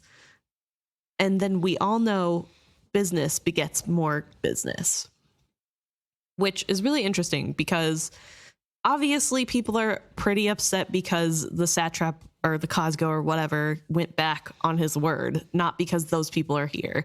And sure, they're taking it out on those people, but mostly because a lot of the people coming are kind of unsavory and just want a ton of money. They're not really good people. And also they don't know what's actually happening.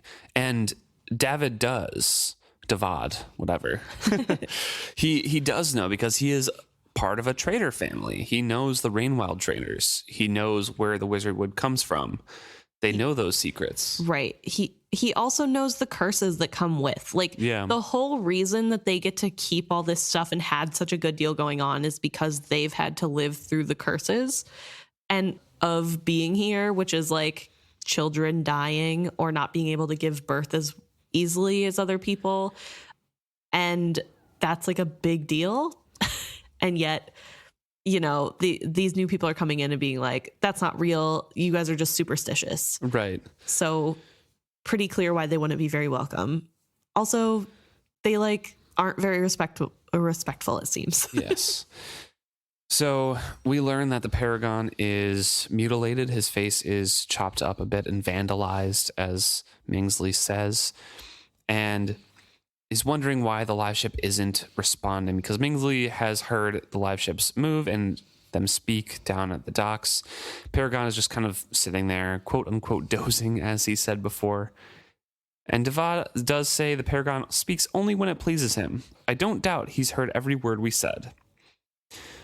Mingsley is making a circuit of the ship, looking to see what he could probably buy it for, make a deal with for Devad, or as a go-between between the Ludluck family and himself, keeping it down low and discreet, as they both say multiple times, because Devad would definitely be on the outs as a trader if he was caught trying to sell a live ship.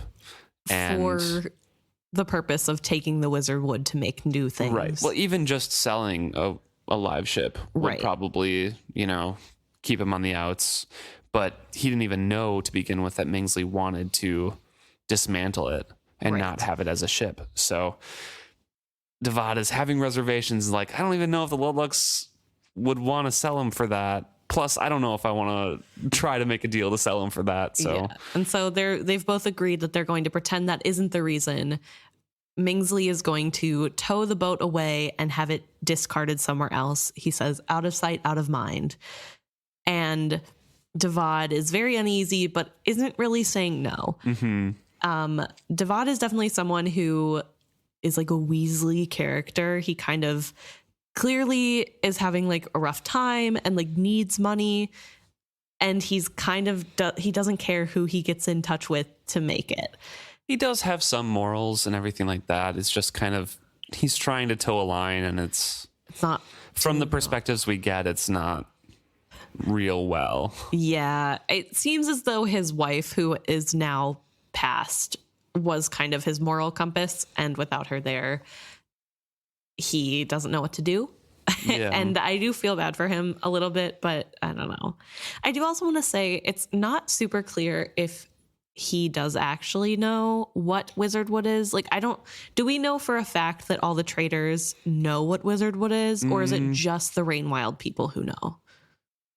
That's true. I feel like he does. He's a trader, so he knows the wild traders exist. Right. And that it's probably a closely guarded secret, but he might not know what it actually is, which only a few Rainwild traders know as well. So yeah, I don't think it's like every Rainwild trader knows. Right, yeah.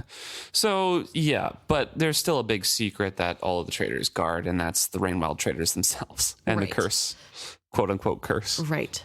I do wonder why people who have live ships don't have more children with deformities, because they're extra close to the carcass, right? Well, I guess the carcass isn't there anymore. It's just the cocoon. Yep. What do you think they did with the dead serpent babies?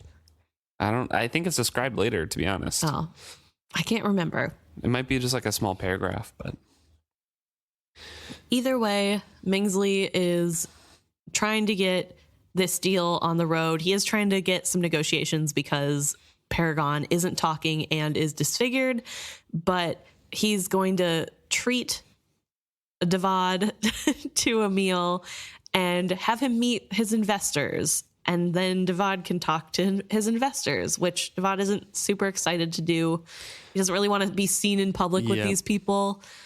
But it seems as though that's what they're going to do. And they walk off and Paragon can no longer hear them. Yeah.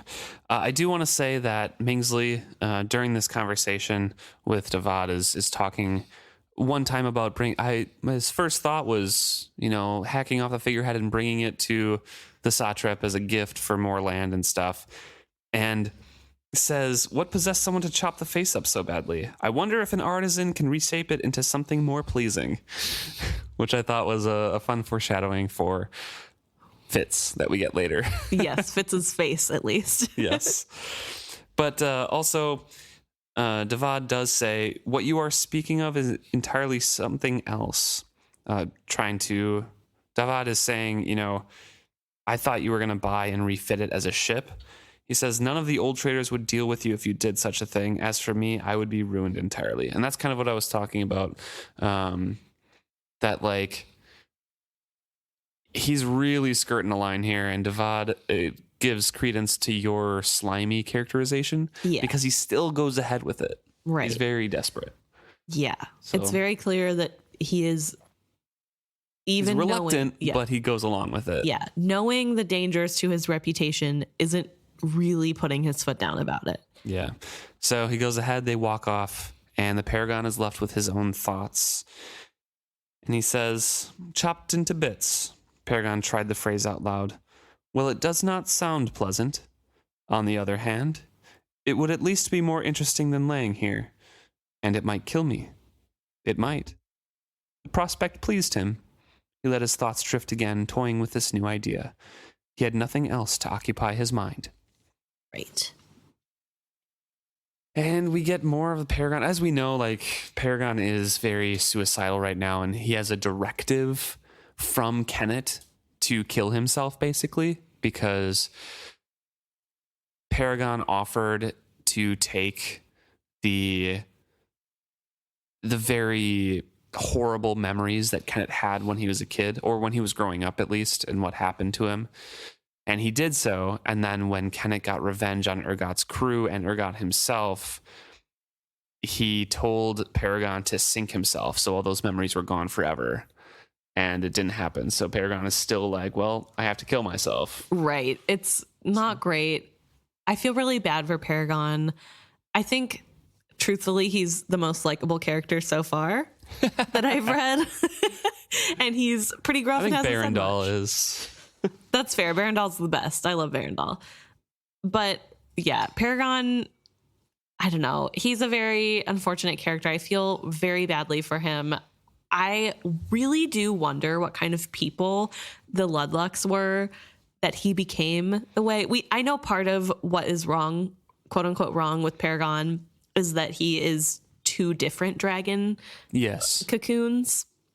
So that's part of it. But also, like, they do absorb generations of people and have part of those personalities. And I just wonder if, like, the Ludlucks were all kind of really bad. I mean, I don't think they were all really bad. They were attacked by the pirate, and then the pirate used them forever. Right. To, I guess like, that's also kill part people of it. and Yeah, loot. And yeah. It wasn't great. I don't know. I don't know. It feels bad. I don't like that Paragon has to go through that. It also, though, does come into question, like, why do the cases that had the serpent bodies in them have, like, some sort of tie to dragons later on, and, like, they remember the dragon they used to be or whatever? I don't know. Because, like, the body isn't in it. It's just the spit of dragons, and it has, like, their memories. Is it just or the whatever. cocoon, or is it the whole thing that kind of calcifies? I don't know.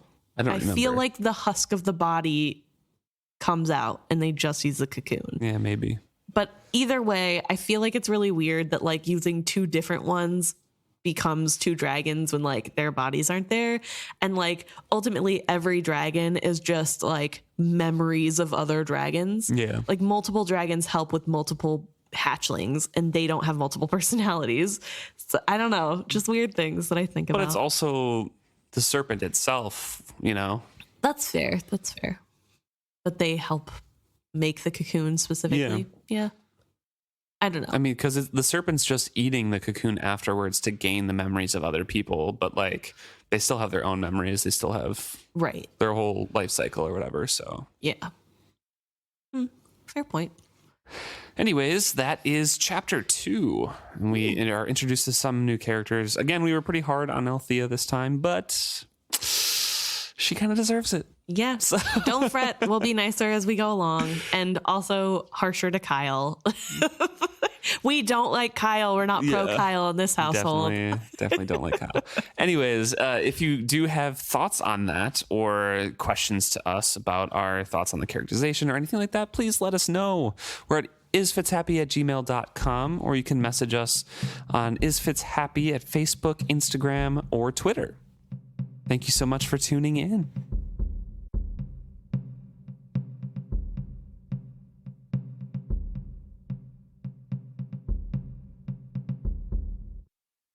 All right, so now we get to touch on some of the things you guys brought to us.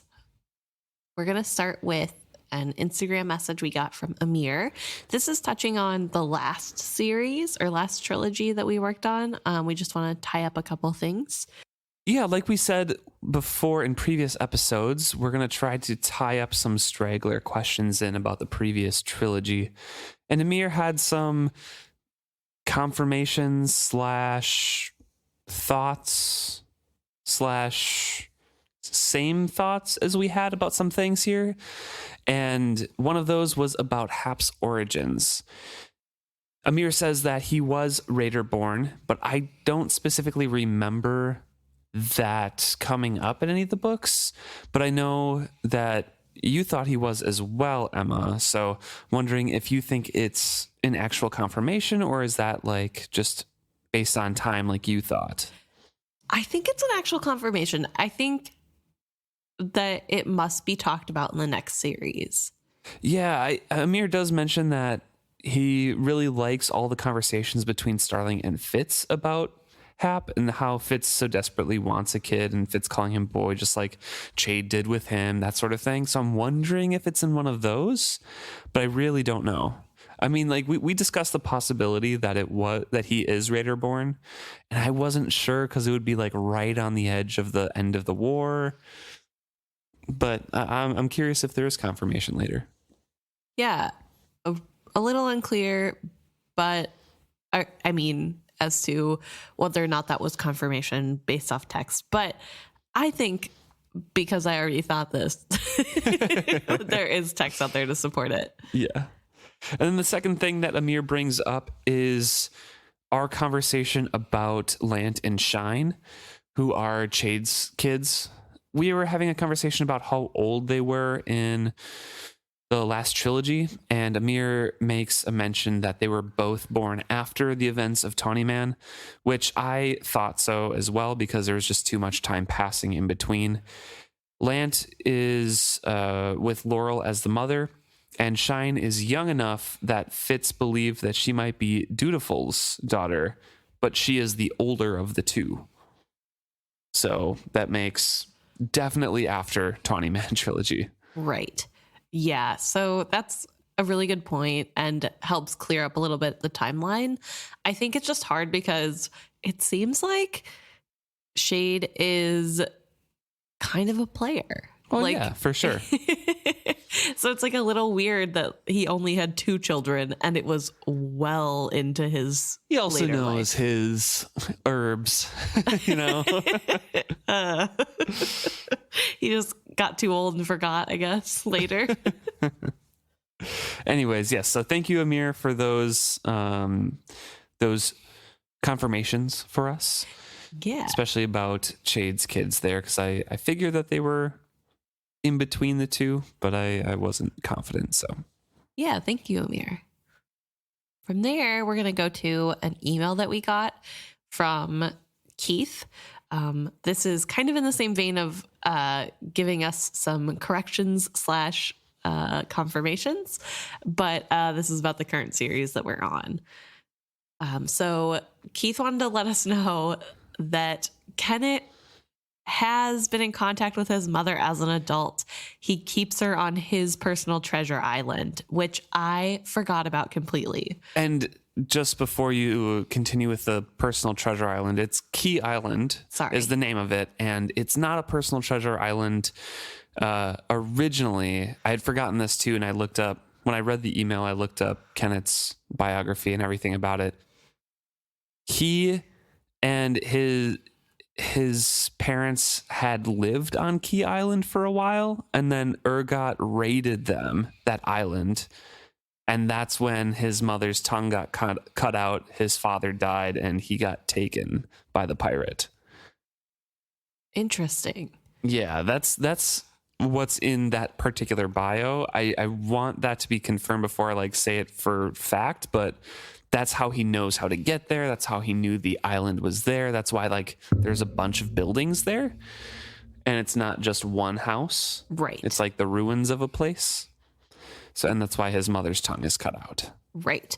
But it is a really good point that he is still currently in contact with his mother, which could be why he has some strong thoughts of the fact that his eyes reminding him of his mother is his weak eyes. Yes. Yeah. Like the cowardice or whatever. Mm-hmm. I think that's a really interesting thing. And we'll have to dive more into his story as we go. It's so funny. There are 16 books. And so there are little details that just kind of slip Oh, both of our minds completely as we 100%, go. yeah. And so it's really fun to get you guys writing in to be like, oh no, don't forget about this part. And it's like, oh my gosh, how did I forget about this? But there are 16 books. So so that was a really important thing because we were talking about, I wonder what his relationship was like and what that was. It's still going. It's still going on and we will see it soon. And I personally think it's a lot of him visiting his mother as a reminder of that time, which Right. brings up painful memories and makes him think it's weak because those emotions and whatever. So, Right. It is also really interesting because it brings back the idea of something that I talked about earlier in this episode, that potentially the Ludlucks in general aren't really great people. If Kenneth and his father and mother kind of went away to live on a different island away from the Ludlucks. yeah. So it is a really interesting The idea. particular wiki article that I read about Kenneth was that his wife gave birth to him while on the voyage, so that's why they kind of stopped for a while instead of just kind of continuing on the ship. So I don't know, but maybe they were trying to get away. Who knows? Who knows?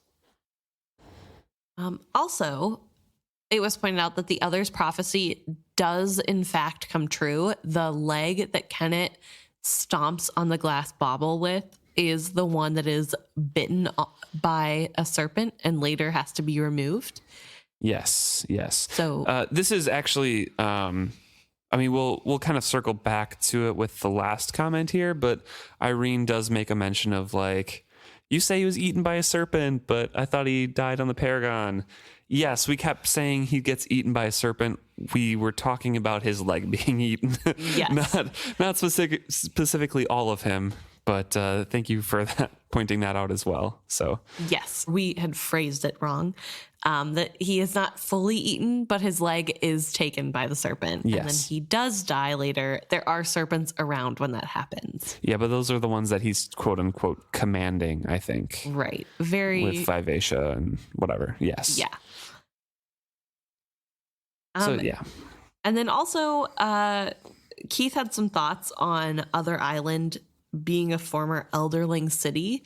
And he said, yes, he believes that it's correct in that the pillar is there. And so obviously Elderlings had to have been in touch with this in some way. And even maybe the treasures are coming from somehow the skill stream through this pillar. However, he does not believe that this is actually an Elderling city because this used to be a beach where, or still is, I guess, a beach where eggs were hatched or laid Yeah. by the dragons. And you do not want humans around that area for the serpents to be born. But Keith, this is Other Island and they have way too much human influence. So Right. wouldn't it make sense if the village was just a little bit too close? And that's why there's so many others. Too much human interaction with their previous dragons because they were hanging around too much. I don't know.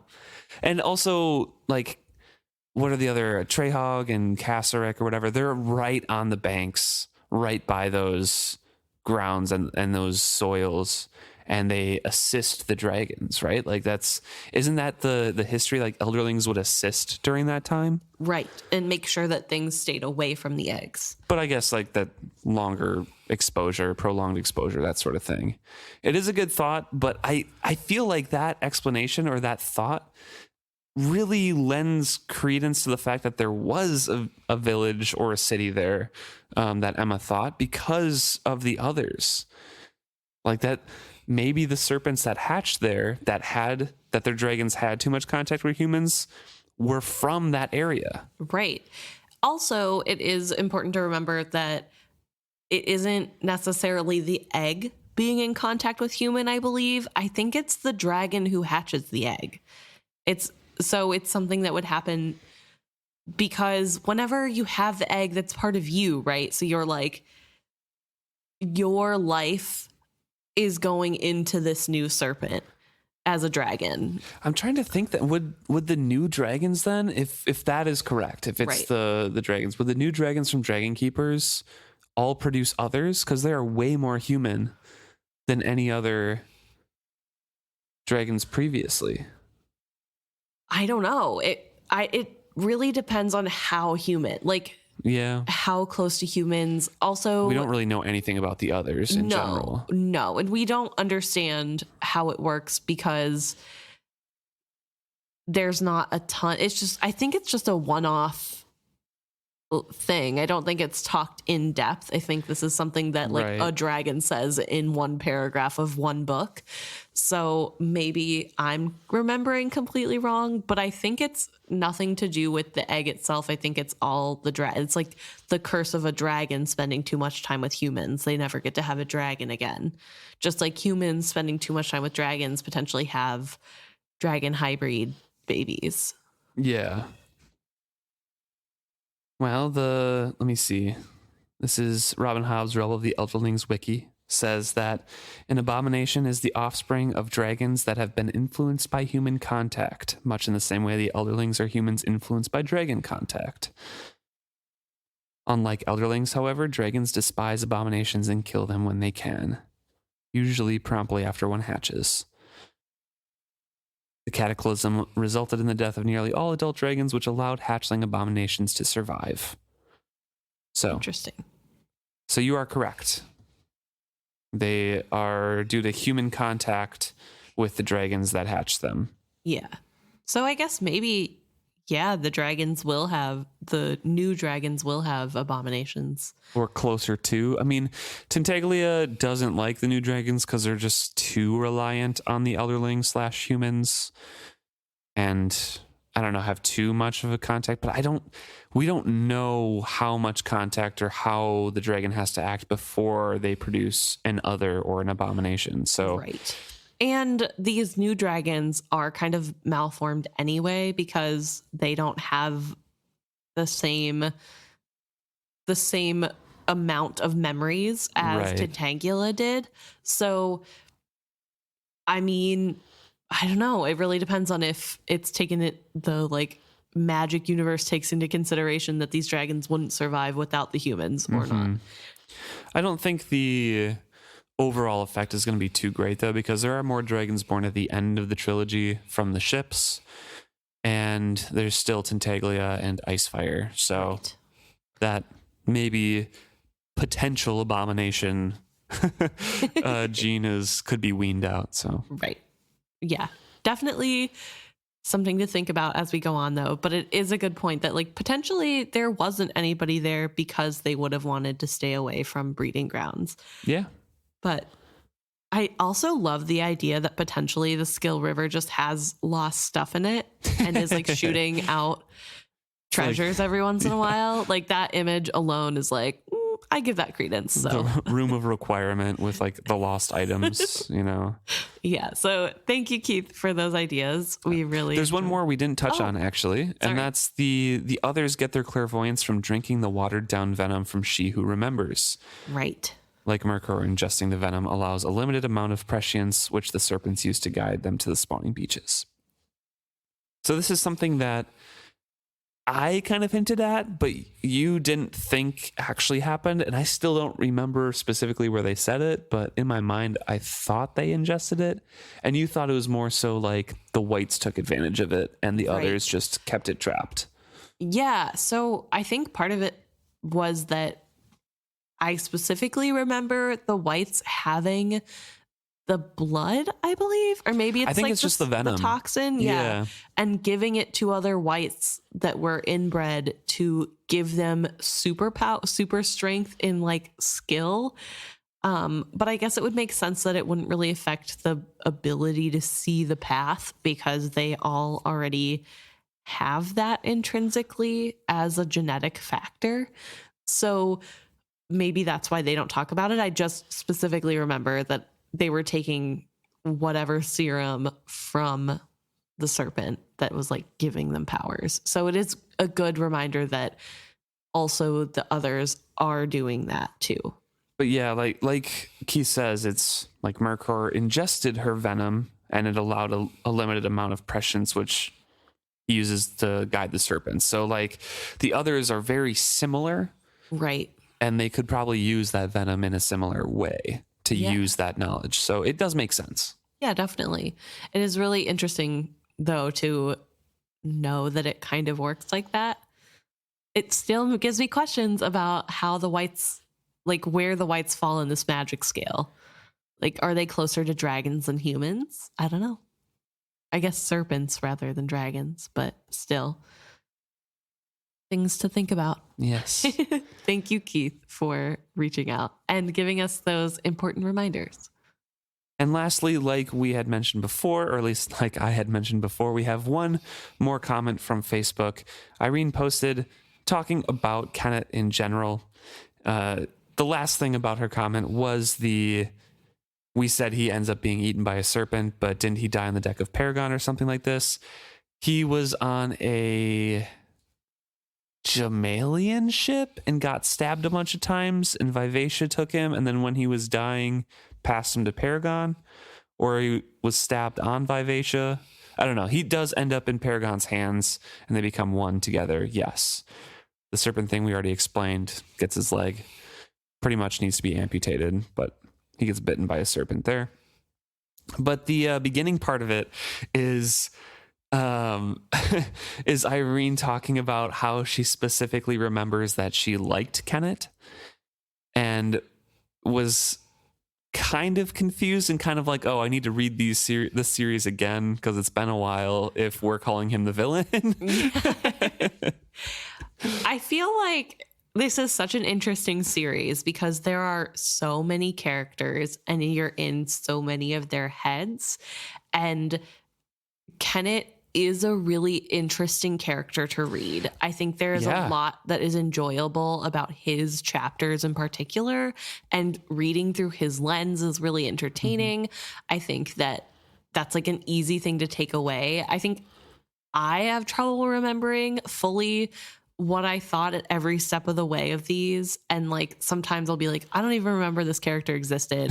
Or I'll be like, I thought I liked this person more, like specifically Althea. I'm like, I don't remember hating Althea, but right now I do not like her.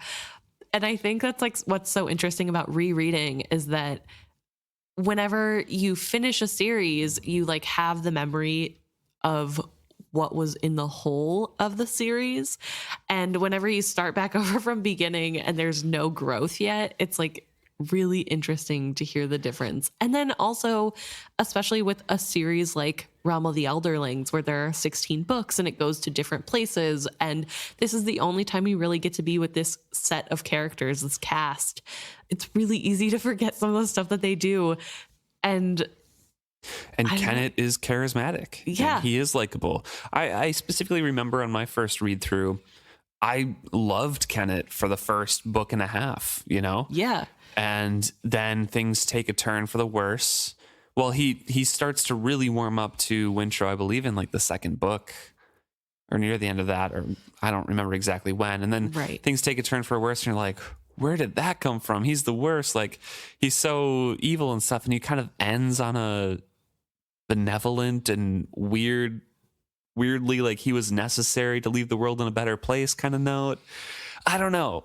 As I said before we started this series, he is one of my favorite characters. On rereads, obviously you kind of read through the lens of what you already know, so you can kind of see him for the villain he is. But when you're first reading him, he is calculating. He is, yes, manipulative, but he comes off as extremely intelligent in how he's playing scenarios. And yes, that's all through his lens. Sure.